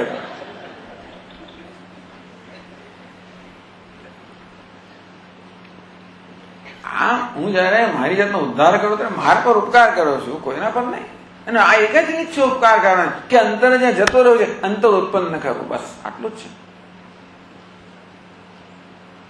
અને અંદર કેમ ઉત્પન્ન? સભાન સાવધાનીથી. અસાવધાનીને કારણે આપણે ભૂલી જતા હોઈએ છીએ અને જે નથી બની જતા હોઈએ છીએ. આમ પ્રેક્ષકમાંથી પાત્ર સાવધાનીથી પ્રેક્ષક બનીને રહેવું. આ ધ્યાન એટલે સાવધાન બનવું. જોની વાસ્તવિકતા સાવધાન બનવું કે હું દ્રષ્ટા છું, હું દૃશ્ય નથી, હું પ્રેક્ષક છું, હું ચિત્ર નથી. આનું નામ ઉદ્ધરે. આત્મના આત્માનમ. પોતાના વડે પોતાનો ઉદ્ધાર કરવો. આનું નામ ધ્યાન. શેનું ધ્યાન? આ વેદાંતનું ધ્યાન. બીજા બધા માટે આ નિયમ લાગુ પડે. તમે જપ કરો, તપ કરો, આ બધું પણ આ બધા માટે આ વસ્તુઓ લાગુ પડે છે. એટલે એને આપણે નકારતા નથી કે આવું જ જપ ના કરો, બધું જ જરૂર કરો, પણ આ પણ જરૂરી છે. તમે ભલે પૂજા કરો, પાઠ કરો, જપ કરો, દેવ દર્શન જે કરતા બધું કરો, બીજો બધો વ્યવહાર, પણ આ પણ જરૂર. આ જયારે જુદી વસ્તુ છે. શું આવું ના કરો, જપ કરો તો ચાલે કે ના ચાલે? તો ભૂખ લાગી જાય, ખાવાને બધું ફરવા દો, ચાલે કે ના ચાલે? ના ચાલે. જે પ્રકારની સમસ્યા એ પ્રકારનો ઉકેલ હોવો જોઈએ ને. આ મૂળ સમસ્યા આ છે, સાવધાનીનો અભાવ. તેથી અનાત્મામાં અહમ ભાવ, આ એક આપણી ટેવ પડી ગઈ છે, સ્વભાવ બની ગયો છે. એમાંથી મનને મુક્ત કરવાનું છે. યોગી યુંજીત સતતમ. આમાં કેટલો સમય? અરે જેટલો સમય મળે એટલો કરો. બધું છોડાતો હોય તો બધું જ છોડી દે. આ એક જ કર જો થઈ શકતો હોય તો. ના સ્વામી રોજ તો આખો દર્દ ના કઈ વાંધો નહીં, 5 મિનિટ કર.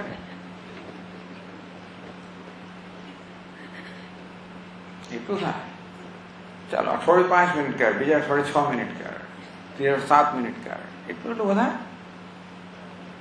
જીવન મુક્તિ વિવેકની અંદર વિદ્યારાયણ સ્વામી કહે કે ધીમે ધીમે આ બધું કાંકરે કાંકરે પાળ બંધાય, ટીપે ટીપે સરોવર ભરાય.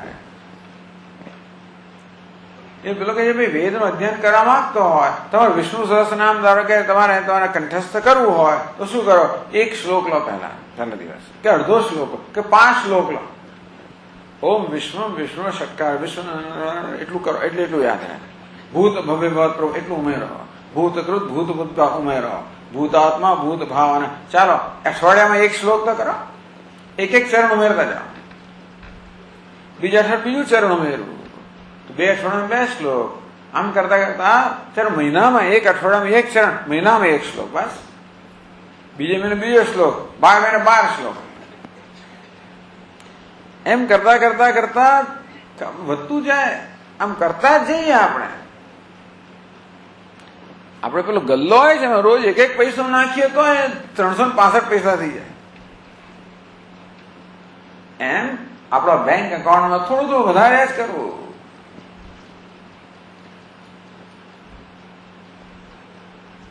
સતતમ ભગવાન કે આખો દાડો કે હવે એ જયારે થાય ત્યારે ખરું, પણ આખો દાડો ક્યારે થાય? 5 મિનિટથી શરૂ કરીએ ત્યારે. આપણો તો આખો લાડવો જ ખાવો છે, આખો દાડો નથી થતું, નહીં થાય સ્વામી મહારાજથી, નહીં કોઈથી ના થાય. કેટલી મિનિટ થાય છે એટલી મિનિટથી શરૂ કર. એક મિનિટ રોજ ઉમેર તો મહિને 30 મિનિટ ઉમેરા. સતતમ દીર્ઘકાળ નૈરંતર્ય આદરેણ આસેવિત દૃઢ ભૂમિ. આ દૃઢતા ક્યારે પ્રાપ્ત થાય? દીર્ઘકાળ સુધી કરીએ, નિરંતર કરીએ અને ઉત્સાહથી કરીએ, સમજથી કરીએ, શ્રદ્ધાથી કરીએ. એના માટે ભગવાન થોડીક વધારે પણ સૂચનાઓ આપે છે. ચાલો પછીનો શ્લોક વાંચો.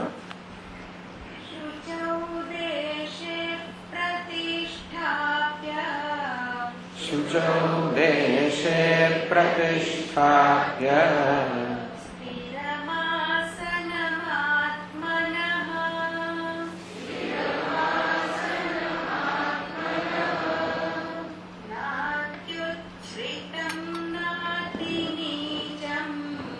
નાત્યુચ્છ્રિતમ નાતિનીચમ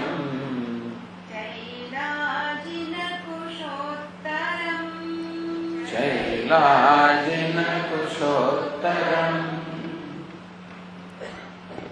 તો ભગવાન વતી સ્થળ વિશે થોડાક આપણને માર્ગદર્શન આપે છે. શુચૌ દેશે પ્રતિષ્ઠાપ્ય. ક્યાં બેસવું? તો કે પવિત્ર સ્થળે, સ્વચ્છ અને પવિત્ર બંને. શુચિ, સ્વચ્છતા અને પવિત્રતા પણ થાય. આપણે હિન્દુસ્તાનમાં પવિત્રતાને મહત્વ પણ સ્વચ્છતાને નથી આપતા ઘણી વાર. વિદેશમાં સ્વચ્છતાને મહત્વ હોય, પવિત્રતા ના હોય. અહીં પવિત્રતાના અને સ્વચ્છતા ના હોય. બરોબર, કપડા ધોવે ત્યાં જ અટકાવ્યો, કોઈ અડકે નહીં, લાકડે લઈને લે, આ બધું કરે, પણ કેટલાય ડાઘા ને કેટલું બધું હોય, બધું છંટકાવ કરે, બધું કરે, પણ એને બધું એઠું ખરડાયેલું હોય, એટલે ઘણું સ્વચ્છ નથી આવતું. પવિત્રતા હોય. સ્વામી વિવેકાનંદ મહારાજ કે ભાઈ આ પૂર્વ અને પશ્ચિમમાં શું તફાવત?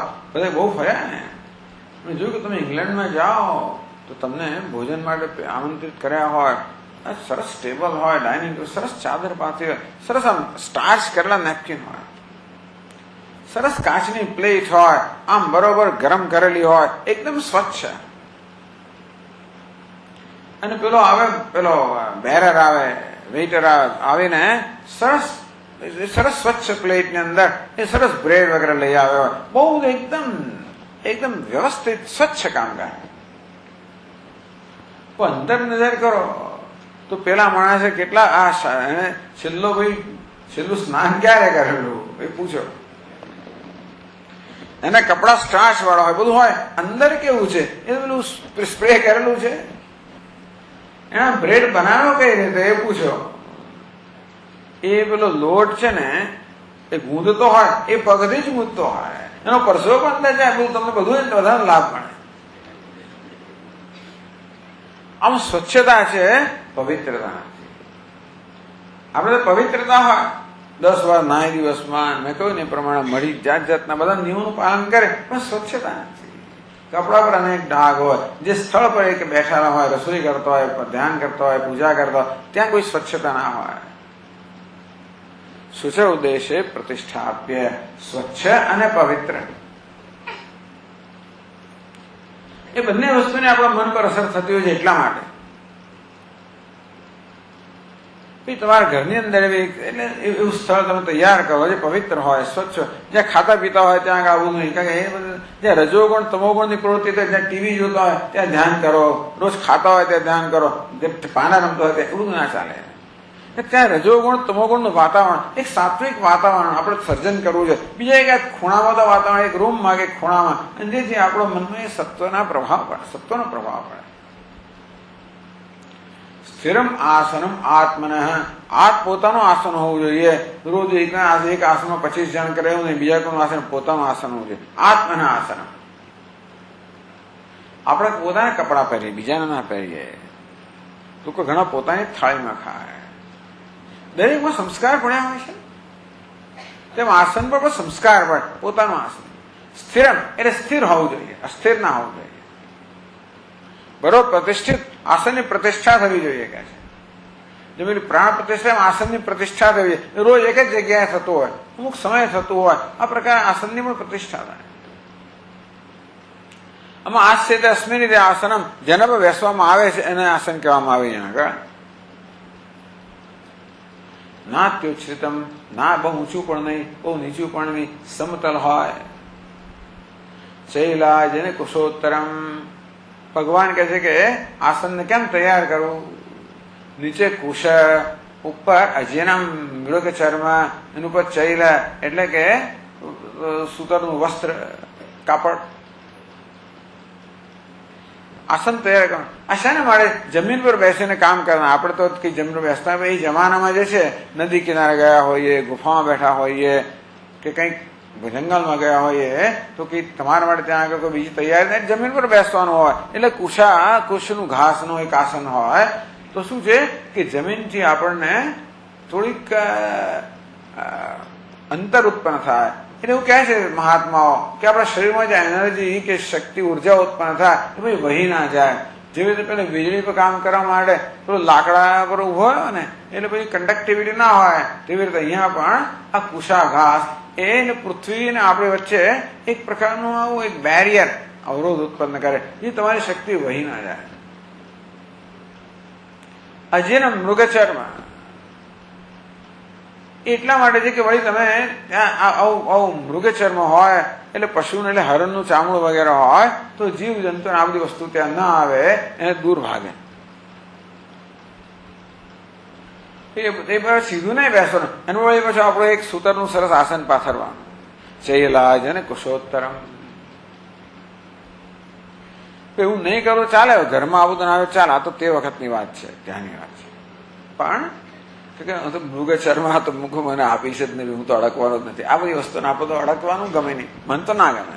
કેટલા લોકો લઈ આવે જાત જાતનું સરસ સરસ પેલું વાઘનું ચણ ફલાણું, દૂર રાખ ભાઈ, મારી પાસે ના લાવીશ. તું તમને એને ગમતું હોય તો ભલે કરો, પણ તમને ટૂંકમાં જે પ્રકારની વ્યવસ્થા તમને ગમતી હોય એ પ્રકારે તમે કરો, જેના પર તમે સ્વસ્થ હોય, કમ્ફર્ટેબલ હોય, તમને ગમે.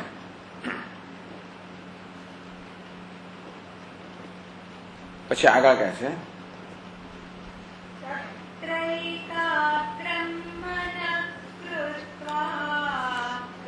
તત્રૈકાગ્રમ મનઃ કૃત્વા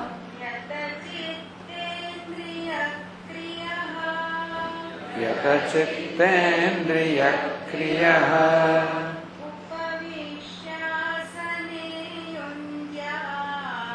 ઉપવિશ્યાસને યુഞ്જાત યોગમાત્મવિશુદ્ધયે. ઉપવિશ્ય ભગવાન કે બેસીને આપણા ચિત્તને એકાગ્ર કરવાનો પ્રયત્ન કરવો જોઈએ. ચિત્તને પોતાનામાં એકાગ્ર કરવું, ચિત્તને અંતર્મુખ બનાવવું, આત્માને અભિમુખ બનાવવું, અને પછી એમાં એકાગ્ર કરવું. ઉપવિશ્ય બેસીને કરવું. બ્રહ્મસૂત્ર કે આસીન સંભવાત, આ ધ્યાન તો છે એ બેઠેલા માટે સંભવિત છે. સુતા સુતા ધ્યાન કરવું થાય ના થાય એવું કશું નહીં. તો પછી કોનું ધ્યાન થાય, ક્યાં પહોંચી જઈએ આપણે? બ્રહ્મલોકમાં પહોંચી જઈએ. સુતા હોય તો હંમેશા તમોગુણ લય નિદ્રાની બહુ સંભાવના છે. ચાલતા ધ્યાન થાય કશાનું ધ્યાન થાય? ચાલતા હોય એટલે ઠોકર વાગે, પેલું કશાનું ધ્યાન કરવાનું, ચાલવામાં ધ્યાન ના ઠોકર વાગે, પડી જઈએ આપણે. ઉભામાં ધ્યાન થાય એ પણ ના થાય. ઉભા હોય એટલે પડી જવાની સંભાવના, એટલે આપણો એક મનનો એક અંશ છે ને એ ઉભા રહેવામાં જ પ્રવૃત્ત થયો કે પડી ના જવું. પડવાની ધાસ્તી હોય ને એટલે સુતા સુતા નહીં, ચાલતા ચાલતા નહીં, ઉભા હોવાની બેસીને. અને પલાઠી વાળીને બેસે તો સારું. સ્થિર સુખમ આસનમ, બેસવાની રીત આસન, એનો બીજો અર્થ થયો. એક તો જેના પર બેસીને પણ આસન કહેવાય, અને જેવી રીતે બેસીને પણ આસન કહેવાય. એટલે આપણા શાસ્ત્રમાં પદ્માસન વગેરે અમુક આસનો એટલે બેસવાની રીત, અંગ વિન્યાસ જેને કહેવાય, એ બેસવાની રીતો બતાવી છે જે ધ્યાન માટે અત્યંત ઉપયોગી છે. આમ તો પદ્માસન બેઠેલા હો એટલે લોહીનો પ્રવાહ પછી આપણો પગ તરફ ઓછો થાય અને આપણા શરીર મસ્તક તરફ વધારે થાય. તો આ બધા એટલે આસનો એ રીતે અંગ વિન્યાસ એવું આસન છે. એ પણ કહે છે કે ઉપવિશ્યમ આસને, પેલું આસન જે છે એ જેને બેસવાનું છે તે. અને પછી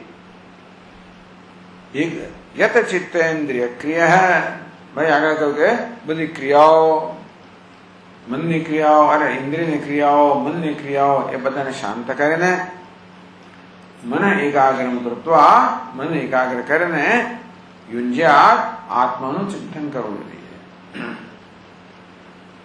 શેના માટે કરવાનું?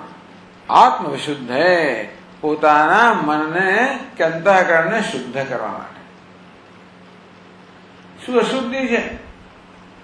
આ દેહમાં અહંભાવ થો એ પ્રકારની અશુદ્ધિ જે રહેલી છે, એને કારણે અહંકાર, મમકાર, રાગ, દ્વેષ અશુદ્ધિઓ રહેલી છે. એમાંથી મનને મુક્ત કરવા માટે યોગ છે. આ યોગ તો મનને શુદ્ધ કરવા માટે છે. પહેલી અશુદ્ધિ છે રાગ દ્વેષ, એનાથી મુક્ત કરીએ. અને પછી આ અવિવેક, ટૂંકમાં દેહમાં અહંભાવ એ પ્રકારની અશુદ્ધિ છે, એમાંથી મુક્ત કરવા માટે યોગ છે. ચિત્તને શુદ્ધ કરવા માટે છે. ચિત્ત જેમ જેમ શુદ્ધ બને તેમ તેમ અંતર્મુખ બને, તેમ તો આપોઆપ આત્મનિષ્ઠ બને. સંપૂર્ણ શુદ્ધ થઈ જાય તો સંપૂર્ણ નિષ્ઠ બની જાય. ઉપવિશ્યાસને યુંજ્યાત યોગમ આત્મવિશુદ્ધ.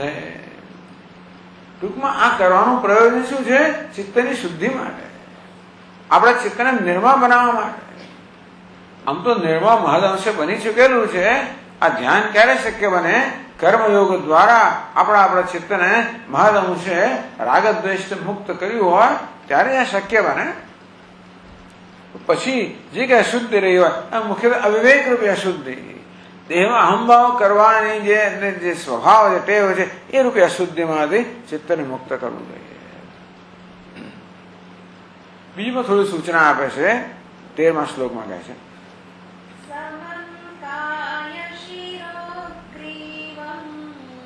સમમ કાય શિરગ્રીવમ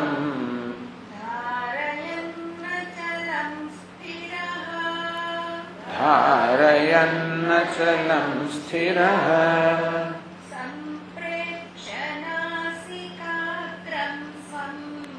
સંપ્રેક્ષ્ય નાસિકાગ્રમ સ્વમ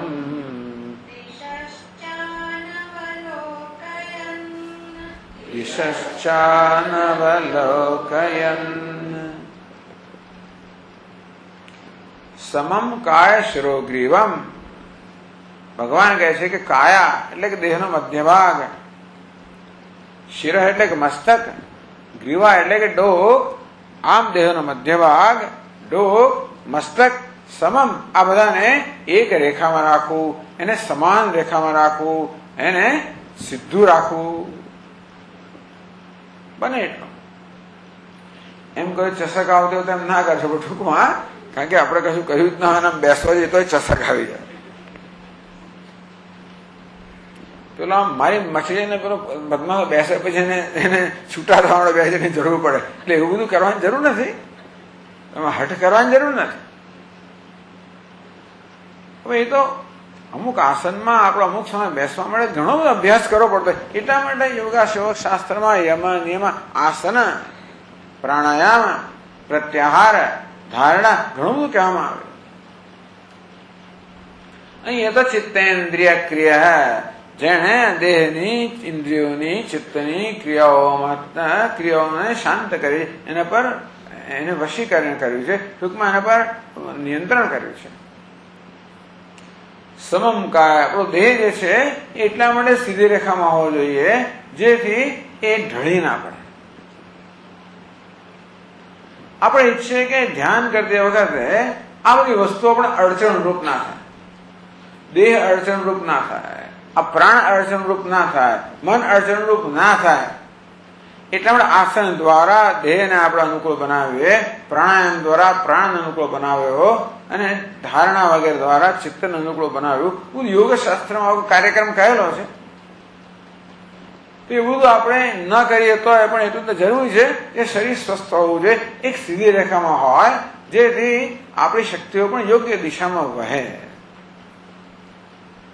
સમમ કાય શોગ્ર ધાયન અચલમ, સીધું પણ હોવું જોઈએ, વળી પાછું ડોલતું ના હોવું જોઈએ, સ્થિર પણ હોવું જોઈએ. આ આપણો દેહ છે એ સ્થિર હોય, એક રેખામાં હોય, સ્વસ્થ હોય. હવે તૈયાર થઈ, હવે આપણે મનને એકાગ્ર કેમ કરવું એના માટે કઈ યુક્તિ બતાવવામાં આવી. સંપ્રેક્ષ નાસિકાગ્રમ સ્વમ, પોતાના નાસિકાના નાકના ટેરવા તરફ દ્રષ્ટિ કરવી. એક ઉપાય બતાવે. ટૂંકમાં આપણા મનને સંકેલી દેવા માટે, એકાગ્ર કરવા માટે ઉપાય બતાવવામાં આવે છે. ચક્ષુષેવાંતરે ભ્રુવો, આગળના અધ્યાયમાં કહ્યું કે આપણે બે ભગવાનની વચ્ચેનો જે ભાગ છે ત્યાં આગળ દ્રષ્ટિ કરવી, એવું પણ કહેવામાં આવ્યું. એટલે નાસિકાનો અગ્રભાગ, એમાં ક્યાંક વિવાદ છે કે નાસિકાનો અગ્ર નાકનું ટેરવું કે નાસિકાનો અગ્રભાગ એટલે બે ભ્રુ મધ્યની વચ્ચેનો. પણ ટૂંકમાં આ રીતે આપણું ચિત્ત, આપણી આંખો જે છે, આપણી દ્રષ્ટિ છે એ એક જગ્યાએ એકાગ્ર કરીએ તો આપણું મન પણ ધીમે ધીમે એકાગ્ર બને. એટલા માટે ઉપાય આપણને કહ્યો.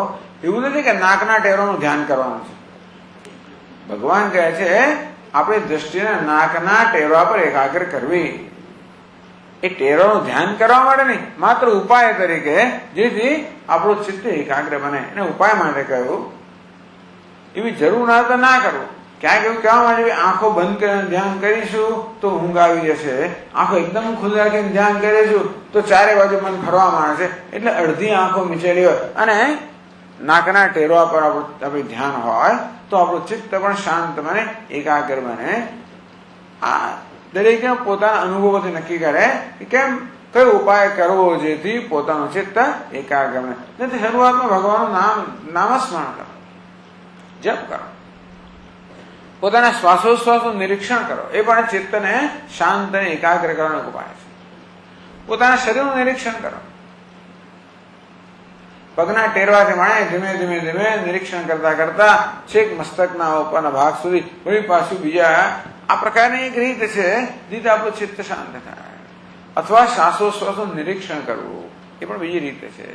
પછી જપ કરવો, એ પણ આ બધા ચિત્તને ધીમે ધીમે સંકેલી લેવાના અને શાંત કરવાના ઉપાયો છે. ભગવાન પણ એનું વર્ણન થોડું કરશે આગળ. સંપ્રેક્ષ નાસિકાગ્રમ સ્વમ દિશસ્ય અનવલોકયન, આજુબાજુ જોયા વગર, વાઘા માર્યા વગર. એનો અર્થ એ તો કે બાકીની બધી ચિંતા છોડ. હવે શું થયું ત્યાં, એ બધી વસ્તુ છોડી દેવાની. અનવલોકયન, બીજી આજુબાજુ જોયા વગર. એવું કહેવાય કેમ ભગવાન જરૂર પડે, મને સમજ નથી પડતી. આવું શું કામ કેવું પડે છે?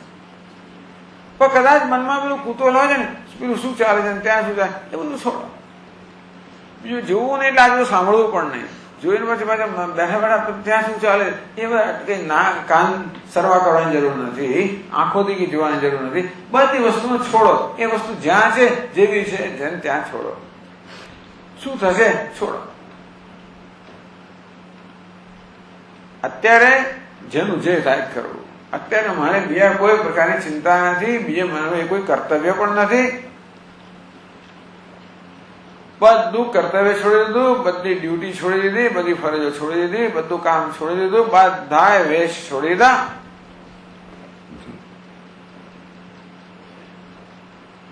અત્યારે હું પિતા નથી, પુત્ર નથી, માં નથી, દીકરી નથી, બાપ નથી, કશું નથી. કોણ છું? બસ ધ્યાનાર્થી છું, ધ્યાન કરનાર છું. બ્રહ્મચારી ગ્રહસ્થ વાન પાસે કશું નથી. સંન્યાસ લઈ લો એટલા વખત. આમ સંન્યાસી કપડા પહેરતો નહીં પહેરવા દેતો, અત્યારે કોણ પૂછવાનું તમને? એટલે અત્યારે ટૂંકમાં ત્યારે સંન્યાસી બની જવાય એટલા વખત પૂરતો, જાહેર નહીં કરવાનું. સંન્યાસી એટલે જેને નાવાનું નથી, નીચોવાનું પણ નથી, જેને કોઈ કર્તવ્ય નથી, જેને કશું પામવાનું નથી, કરવાનું નથી, એટલો વખત બની જાય. ભગવાન જયારે એમ કે આજુબાજુ જોયા વગર, એટલે બીજી બધી વસ્તુની હવે મનમાં કોઈ ચિંતા નથી. આજુબાજુ જે છે તો ભલે રહ્યો, મારે હું એને અસંગ બની ગયો છું. હું બધાને મુક્તિ આપું છું, તમે જેવા છો બરોબર છે, હું પણ મુક્તિ માનું છું કે હું જેવો છું બરોબર છે. આ પ્રકારે તૈયાર થઈ પછી આગળ ભગવાન કહે છે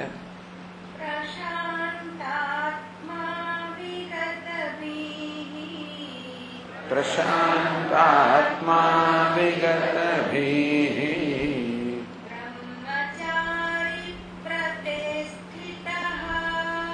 બ્રહ્મચારી પ્રતિષ્ઠિતઃ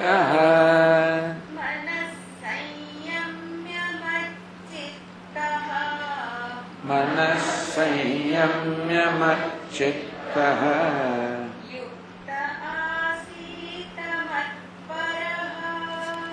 युक्त आसीत मत्परः. પ્રશાંતાત્મા આ પ્રકારે જેનું અંતઃકરણ શાંત બન્યું છે. એટલે આ બધું જે વર્ણન કરવામાં આવ્યું, આ બધા શેના માટે વર્ણન કરવામાં આવ્યું? જેથી આપણું ચિત્ત બધા વિક્ષેપથી મુક્ત બને. તો આપણા ચિત્તને ખલેલ પહોંચાડનારા જે બધી વસ્તુઓ છે એ ભગવાને સૂચવી કે આમ ના કરો, આમ કરો, જેથી ચિત્તને વિક્ષેપ ન થાય. પ્રશાંત આત્મા જો અંતઃકરણ શાંત બન્યું છે, એટલે અંતઃકરણને શાંત કરવું. મેં એક ઉપાય મેં કહ્યો કે બસ હું સંન્યાસી છું, અત્યારે મારે કોઈ કર્તવ્ય નથી, મારે કઈ મેળવવાનું પણ નથી, કઈ પામવાનું પણ નથી, કારણ કે પૂર્ણ તો હું છું જ. મારે કઈ બનવાનું નથી, પામવાનું નથી, મેળવવાનું નથી, મારું કોઈ પ્રયોજન પણ નથી, મારે કઈ કરવાનું પણ નથી, મારું કોઈ કર્તવ્ય પણ નથી. આ રીતે સંન્યાસી બનીને તો આત્મા શાંત બની જાય, ચિત્ત શાંત બની જાય. અશાંત કેમ બને? પેલું કરવાનું છે, પેલું પામવાનું, પેલું આ બધી વસ્તુ જ્યાં સુધી હોય પ્રયોજન, ત્યાં સુધી મનમાં શાંતિ ના હોય. કઈ કરવાનું નથી, કઈ બનવાનું નથી, કઈ પામવાનું પણ નથી. આપણો પ્રયત્ન સતત કઈ બનવા માટેનો, પામવા માટેનો, કરવા માટેનો, મેળવવા માટેનો હોય છે. એ બધું છોડ, કશાની જરૂર નથી. કારણ કે તું જે ઈચ્છે છે તું જ છે. પ્રાપ્તસ્ય પ્રાપ્તિ, આ પ્રાપ્તની પ્રાપ્તિ છે. મને કશી અપ્રાપ્તિની ચિંતા ના કરીશ. આ મનને અશાંત કરનારી વસ્તુ છે કે મારે કંઈક કરવાનું છે, કંઈક મેળવવાનું છે, કંઈક બનવાનું છે. એ મનને એનાથી મુક્ત કરીએ કે કઈ જરૂર નથી. યાદ દેવડાવે કે તું બ્રહ્મ છે, તું જ પૂર્ણ છે, તું જે ઈચ્છે તે તું છે જ, તું સફળ છે, સફળ બનવાનું નથી. પ્રશાંતાત્મા વિગત ભયથી મુક્ત થઈને. ભયને ક્યાં સ્થાન? કદાચ ભય શું થશે નહીં કરું તો કશું ક્યાંય થવાનું નથી. વિગત ભયથી મુક્ત. તું મરી જવાનો નથી, જીવતો જ રહેવાનો છું. ક્યાંક મને કઈ રહી જવાનું નથી. આપણે કેવું છે કે કુંડલીને આવું કશું કરતા નથી. આપણે તો માત્ર ભગવાનનું ચિંતન કરીએ છીએ, કશું થવાનું નથી. પ્રશાંત આત્મા વિગત ભય હોય છે આપણા મનની અંદર, ભવિષ્યને કારણે, ચિંતાઓને કારણે ભય કદાચ હોય. બસ આપણે ઈશ્વરનો પૂરી શ્રદ્ધા છે. જે છે ભગવાન આપી રહે છે, જે આપી રહે છે પર્યાપ્ત છે, અને નહીં આપે તો જોઈ લઈશું. એવું પણ નહીં ભગવાન મને જોઈ આપે છે, નહીં ના પણ આપે, જે કરવું એ કરે. મને બધું સ્વીકાર્ય, જે કે ભવિષ્ય હોય સ્વીકાર્ય છે, જે વર્તમાન પણ સ્વીકાર્ય, બધું સ્વીકાર્ય જ છે. મને કશાનો વિરોધ પણ નથી, કોઈ પ્રકારની માગણી પણ નથી, અને તેથી કોઈ ભય પણ નથી. પ્રશાંતાત્મા વિગતભી બ્રહ્મચારી વ્રતે સ્થિત. બ્રહ્મચારી બ્રહ્મ વિચરણ કરનાર. કયું વ્રત છે? તો બ્રહ્મમાં, એટલે કહ્યું છે ભગવાન આગળ કહ્યું 5મા અધ્યાયના અંતમાં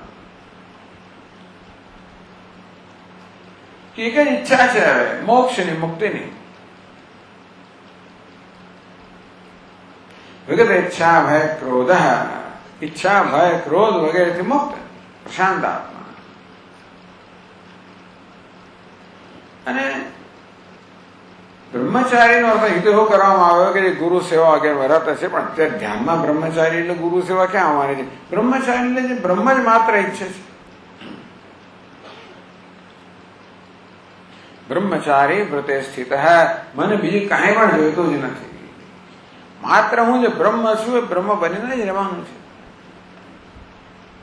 મન સંયમ્ય, આ પ્રકારે પોતાના મનને પૂર્ણ સંયમિત કરીને મત ચિત્ત, ભગવાન કે મારામાં ચિત્ત ચોડીને યુક્ત આસીત મત પર, મને જ પરમ ધ્યેય રાખીને મારામાં ચિત્ત લગાવીને યુક્ત, આમ તારા ચિત્તને એકાગ્ર કરીને આસીત, આ પ્રકારે તું સ્થિત થા, આ પ્રકારે બનીને રહે.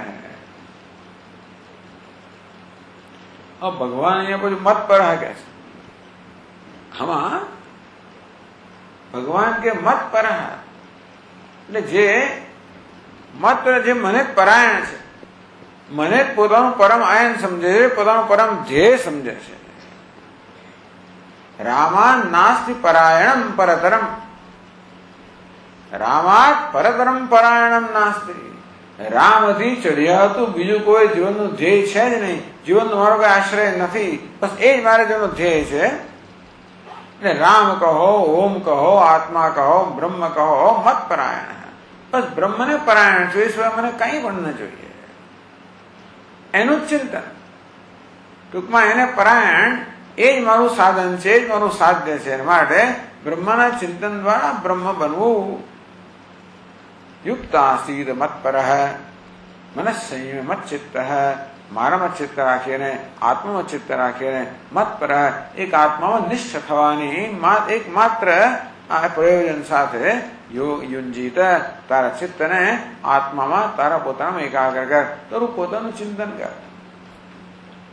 શિવોહમ, આ પ્રકારે તે શ્રવણ દ્વારા મન દ્વારા જે સમજ પ્રાપ્ત કરે છે એ સમજના આધારે હવે તું આત્માનું ચિંતન કર, આત્માનું ધ્યાન કર કે આત્માનું ચિંતન કર. આ રીતે હું જે છું તે બનવાનો આ સતત પ્રયત્ન, એટલો વ્યવહારને છોડવાની જરૂર છે, આ ધ્યાનની જરૂર છે. સ્વામી પણ બધું કામ કરતા કરતા ના થયું તો ના થાય, વ્યવહાર કરતા કરતા ના થાય, એટલે આના માટે જુદો સમય ફાળવવો જ પડે, જેથી આપણે બીજું કોઈ એજન્ડા નથી, બીજું કોઈ પ્રયોજન નથી, માત્ર એક જ પ્રયોજન છે, હું જે છું તે બનીને રહેવાનું, હું બ્રહ્મ છું બ્રહ્મ બનીને રહેવાનું, પૂર્ણ છું પૂર્ણ બનીને રહેવાનું, એક જ પ્રયોજન. ભગવાન યોગી આ પ્રકારે યોગીએ સતત પ્રયત્ન કરવો જોઈએ. એના પરિણામે એનું શું પરિણામ આવે, શું ફળ મળે, શું લાભ થાય, 15મા શ્લોકમાં કહે છે.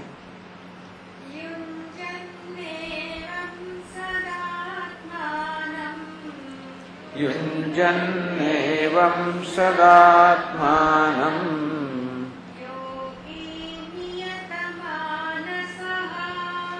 યોગી નિયતમાનસઃ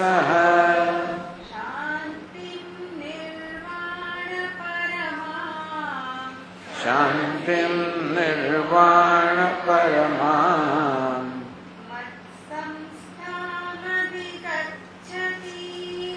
મત્સંસ્થામધિગચ્છતિ. યુંજન એવં સદા આત્માનં, સદા આત્માનમ એવં યુંજન, સતત આ રીતે પોતાના ચિત્તને આત્મામાં એકાગ્ર કરવું એ પણ યોગ્ય ખરેખર તો વર્ણન નથી. આત્મા એટલે સચ્ચિદાનંદ, અસ્થિભાતિ પ્રિય, એ ચિત્તને આત્મા એકાગ્ર કરવું એટલે શું કે આત્મા ચિત્ત કરતા જુદો નથી, ચિત્ત આત્મા કરતા જુદું નથી, આત્મા ચિત્તનું સ્વરૂપ જ છે. આ કેવું ધ્યાન છે ખબર છે? આ તો પેલું સોનાનું અલંકાર ખરો, એ સોનાનું ધ્યાન કરે છે. આ પ્રકારનું ધ્યાન છે. અલંકાર બીજા કશાનું ધ્યાન કરતો હોય તો જુદી વાત છે. આ કોનું ધ્યાન છે?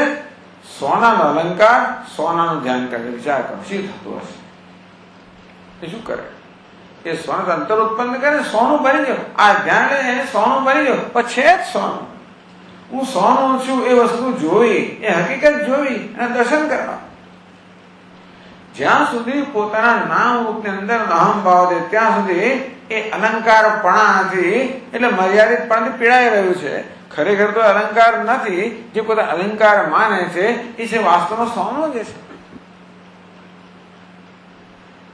પરંતુ એક નામ રૂપને અહમ માનવા, આ બંગડીનો આકાર જે છે, આ ઘાટ છે, એ જ હું છું. એક બંગડી પછી હું બુટ્ટી કદાચ જુદી બની ગઈ. આમ પોતાને એક સોનું જ્યારે પોતાને એક નામ રૂપમાં મર્યાદિત કરે છે ત્યારે એ સોનું જ જે પોતાને માત્ર બંગડી માને છે એ પછી બુટ્ટી કરતા જુદું થઈ ગયું. પછી ભેદભાવ ચાલુ થઈ ગયો. પછી બુટ્ટીને બંગડીને ચાલે અંદર. શું ચાલે? જે ચાલતો એ ચાલે. પેલા તો તુલના થાય, સરખામણી થાય, અને પેલે કે જોઈ હું કેવી છું, પેલે જોઈ હું કેવી છું. પછી ઈર્ષ્યાઓ થાય, સ્પર્ધાઓ થાય, જાત જાતનું થાય. એટલે બંગડી આટલું જ કરવાનું છે. આ પેલા આકારને ઘાટને હું માનવામાંથી પોતાનું ધ્યાન કેન્દ્રિત કરીને હું જે વાસ્તવિક છું એમાં ધ્યાન કરવું એટલે શું? હું નામ રૂપ છે ને બદલે હું સોનું છું. આ વસ્તુ જોઈ આ સોનું બની રહ્યો. એટલે બંગડીએ સોનું બની રહેવા શું કરવું પડે? માત્ર પોતાનો ખ્યાલ જ છોડવો પડે. હું બંગડી છું એટલો ખ્યાલ છોડવો પડે. આ નામ રૂપ પૂરતી મર્યાદિત છું એ ખ્યાલ છોડવો પડે. સોનું બંગડી કરતા જુદું હોય તો બંગડી સોનું ધ્યાન કરવા પડે, કલ્પના કરવા પડે હું સોનું છું. બે પ્રકારના ધ્યાન હોય. એક ધ્યાનમાં કઈ કલ્પના કરવાની હોય કે હું કઈક છું, કોઈ દેવતાનું ધ્યાન કરતા હોય, એ કશું કરતા હોય તો મનમાં એની કલ્પના કરવાની, એ પણ એક ધ્યાન છે. એનું ઉપાસના કહેવામાં આવે છે. ત્યાં ધ્યાતા અને ધ્યેય એ બંને અંતર હોય એ પ્રકારનું ધ્યાન પણ યોગ્ય છે. એને આપણે કે માનસ ઉપાસના કે પૂજા. આ ધ્યાન કેવું છે? આ તો અમારા સ્વામી મતલબ ધ્યાતાનું ધ્યાન. નહીં તો ભાઈ કબીરજી કહે એ પ્રમાણે શું છે? પેલી દોહો છે ને, લહેર ઢૂંઢે સમુદ્ર કો, શું છે? કપડા ઢૂંઢે સૂદ, જીવ ઢૂંઢે બ્રહ્મ કો, તેનો ઊત કે ઊત. આ બધું મોજું તરંગ છે ને, સૂદ કોને? પાણી શોધી રહ્યું છે.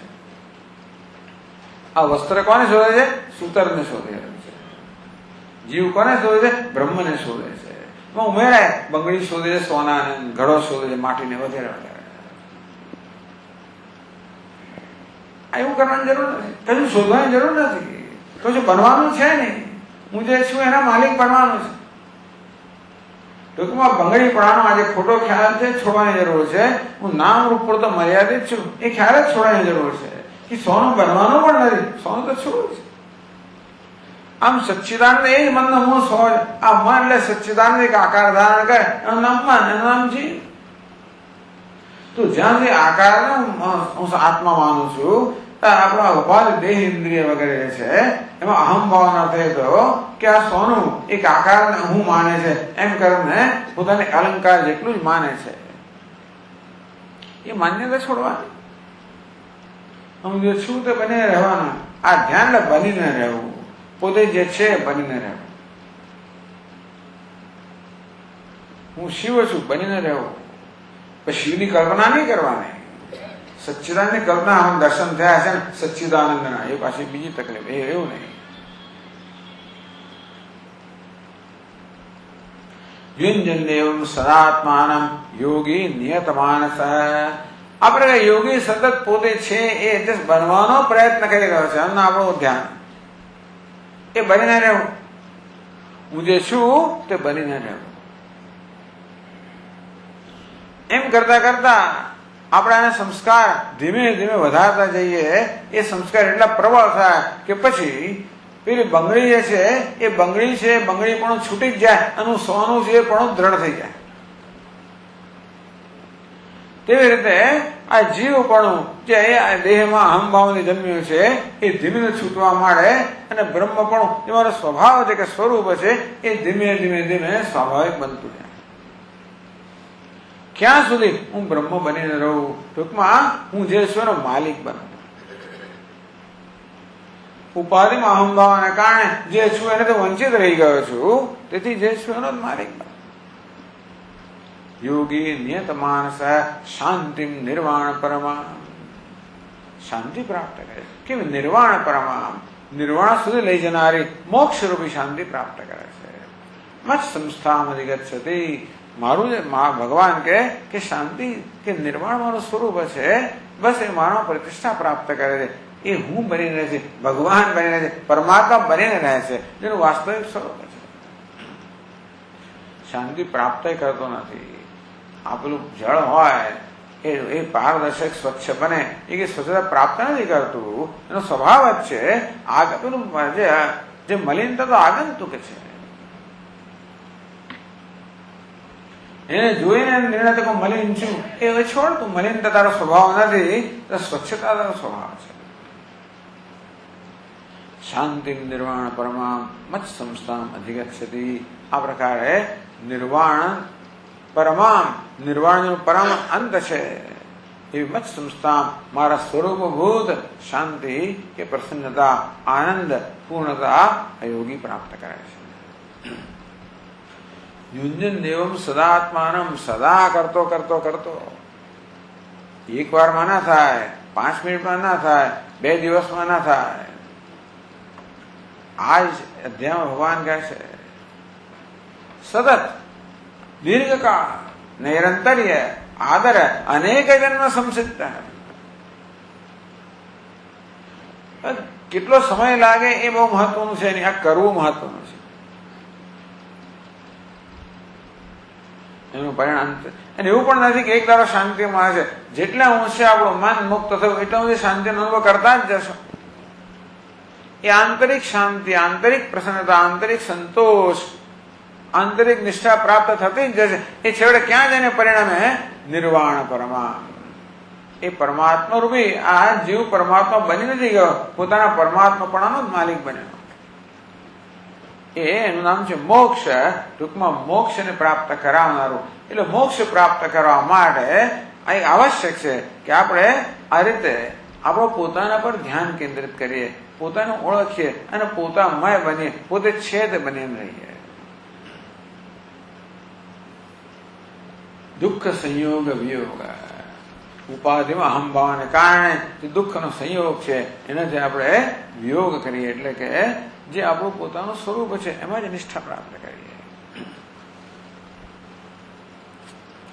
આજે આપણે અહીંયા સમાપ્ત કરીએ, આવતીકાલથી આપણે ચર્ચા ચાલુ રાખીશું. ઓમ પૂર્ણમદ પૂર્ણમિદમ પૂર્ણાત પૂર્ણમુદચ્યતે પૂર્ણસ્ય પૂર્ણમાદાય પૂર્ણમેવાવશિષ્યતે. ઓમ શાંતિ શાંતિ શાંતિ. શંકરં શંકરાચાર્યં કેશવં બાદરાયણં સૂત્રભાષ્યકૃતૌ વંદે ભગવन्तौ પુનઃ પુનઃ.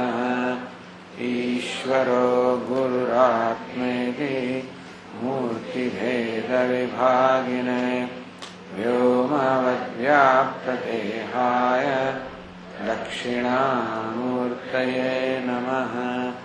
ઓમ શાંતિ શાંતિ શાંતિ. હરિ ઓમ. શ્રી ગુરુભ્યો નમઃ. હરિ ઓમ. 1 2 1 2 3 4.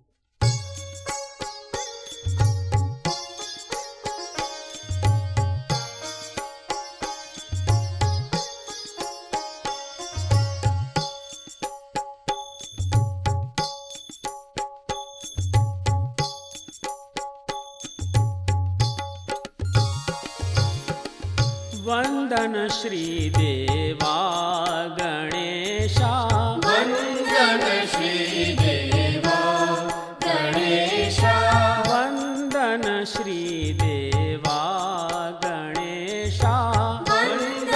श्रीदेवा गणेश विघ्नहरेशा परम परेशा विघ्नहरेशा परम परेशा विघ्नहरेशा परम परेशा विघ्नहरेशा परम परेशा मंगलमय प्रभु मंगल ईशा मंगलमय प्रभु मंगल ईशा मंगलमय प्रभु मंगल ईशा मंगलमय प्रभु मंगल ईशा वंदन श्री देवा गणेशा वंदन श्रीदेवा गणेश अकार चरणा विश्वंभरणा अकार चरणा विश्वंभरणा अकार चरणा विश्वंभरणा अकार चरणा विश्वंभरणा उकार लंबोदरधिकरणा उकार लंबोदरधिकरणा उकार लंबोदरधिकरणा उकार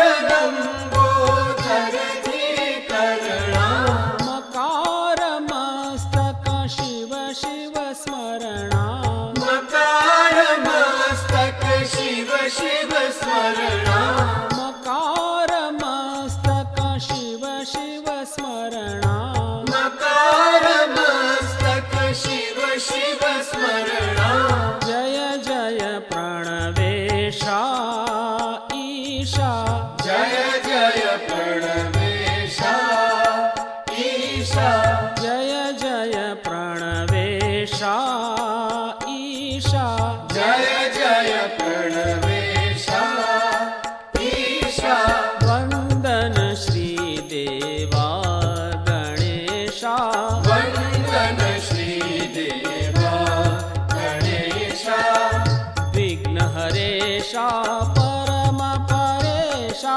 विघ्नहरेशा परम परेशा मंगलमय प्रभु मंगल ईशा मंगलमय प्रभु मंगल ईशा वंदन श्री देवा गणेशा वंदन श्रीदेवा गणेशा अकार चरणा विश्वंभरणा अकार चरणा विश्वंभरणा उकार लंबोदरधिकरणा उकार लंबोदरधिकरणा मकार मस्तक शिव शिव स्मरणा मकार मस्तक शिव शिव स्मरणा जय जय प्रणवेशा ईशा जय जय प्रणवेशा ईशा वंदन श्री देवा गणेशा वंदन श्रीदेवा गणेशा वंदन श्री देवा गणेशा वंदन श्रीदेवा गणेशा वंदन श्री देवा गणेशा वंदन श्रीदेवा गणेशा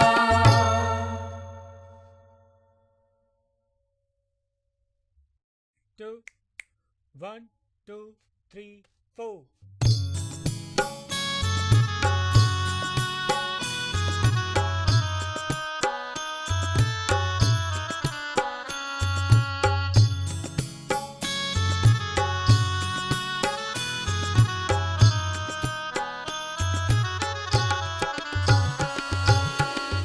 पाहि पाहि गजानना पाहि पाहि गजानना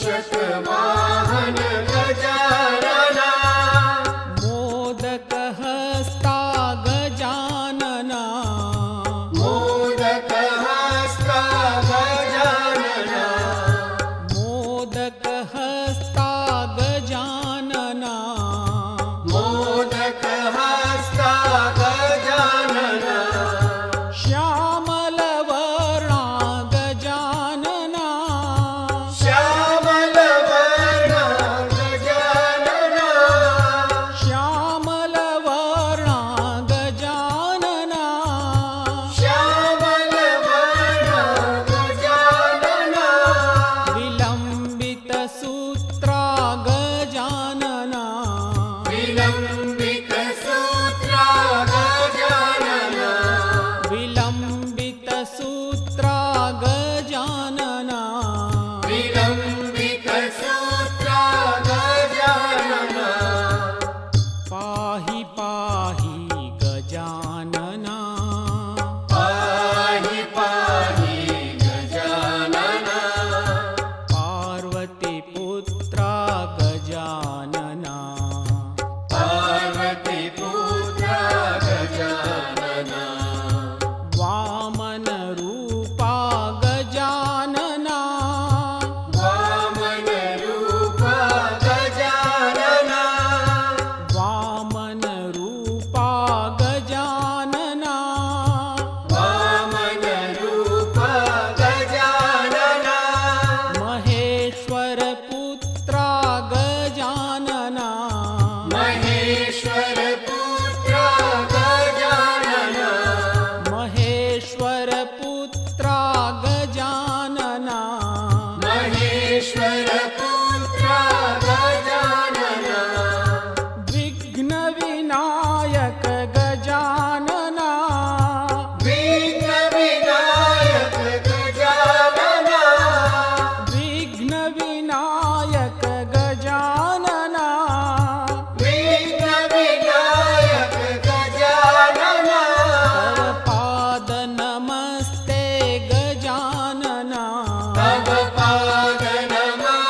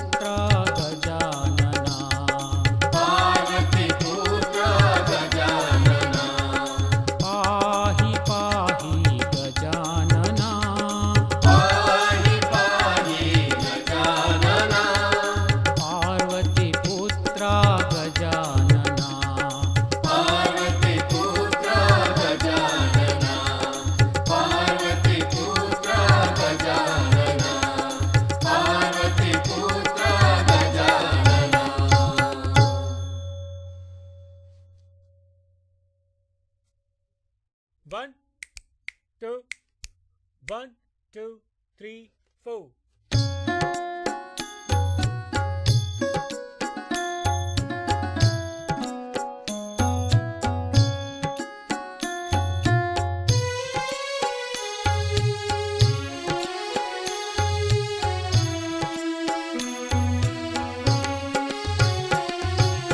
प्रथम वंदना गौरी नंदन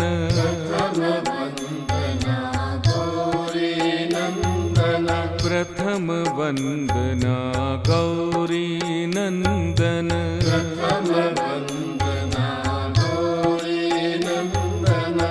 पार्वती नंदन पाहि गजानन पार्वती नंदन पाहि गजानन पार्वती नंदन पाहि गजानन पार्वती नंदन पाहि गजानन प्रथम वंदना गौरी नंदन प्रथम वंदना गौरी नंदन एक दंत शुभ विघ्न विनायक एकदंत शुभ विघ्न विनायक एक दंत शुभ विघ्न विनायक एकदंत शुभ विघ्न विनायक विघ्न हरण शुभ मंगल करणा विघ्न हरण शुभ मंगल करणा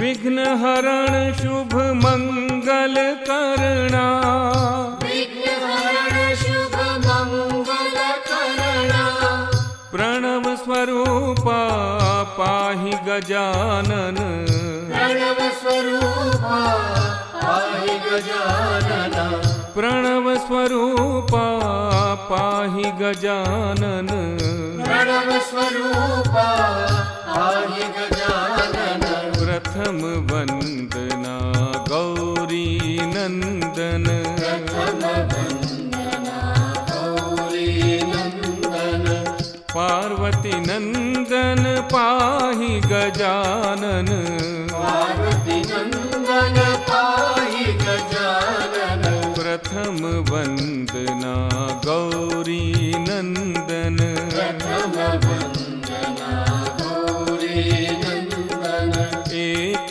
दंत शुभ विघ्न विनायक एकदंत शुभ विघ्न विनायक विघ्न हरण शुभ मंगल करणा विघ्न हरण शुभ मंगल करणा प्रणव स्वरूपा पाहि गजानन प्रणव स्वरूपा पाहि गजानन प्रथम वंदना गौरी नंदन प्रथम वंदना गौरी नंदन प्रथम वंदना गौरी नंदन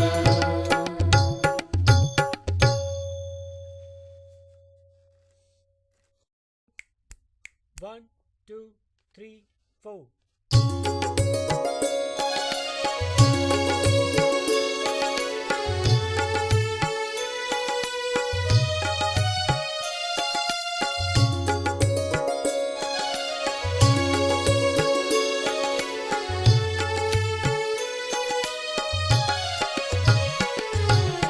गजानना सदया जय जय गजानना सदया गजानना सदया जय जय गजानना सदया गजानना सदया जय जय गजानना सदया गजानना सदया जय जय गजानना सदया शंभु कुमारा गौरी तनया शंभु कुमारा गौरी तनया शंभु कुमारा गौरी तनया शंभु कुमारा गौरी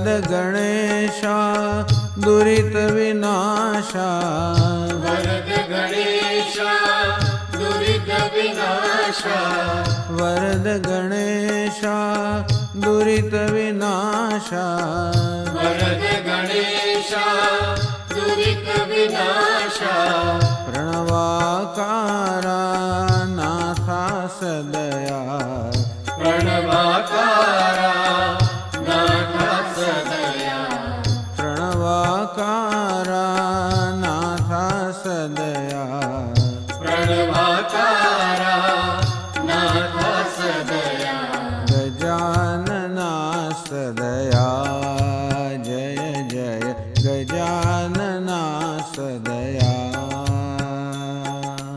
गजानना सदया जय जय गजानना सदया गजानना सदया जय जय गजानना सदया गजानना सदया जय जय गजानना सदया शंभु कुमारा गौरी तनया शंभु कुमारा गौरी तनया गजानना सदया जय जय गजानना सदया गजानना सदया जय जय गजानना सदया वरद गणेशा दुरित विनाशा वरद गणेशा दुरित विनाशा प्रणवाकारा नाथा सदया प्रणवाकारा नाथा सदया गजानना सदया जय जय गजानना सदया गजानना सदया जय जय गजानना सदया गजानना सदया जय जय गजानना सदया गजानना सदया जय जय गजानना सदया गजानना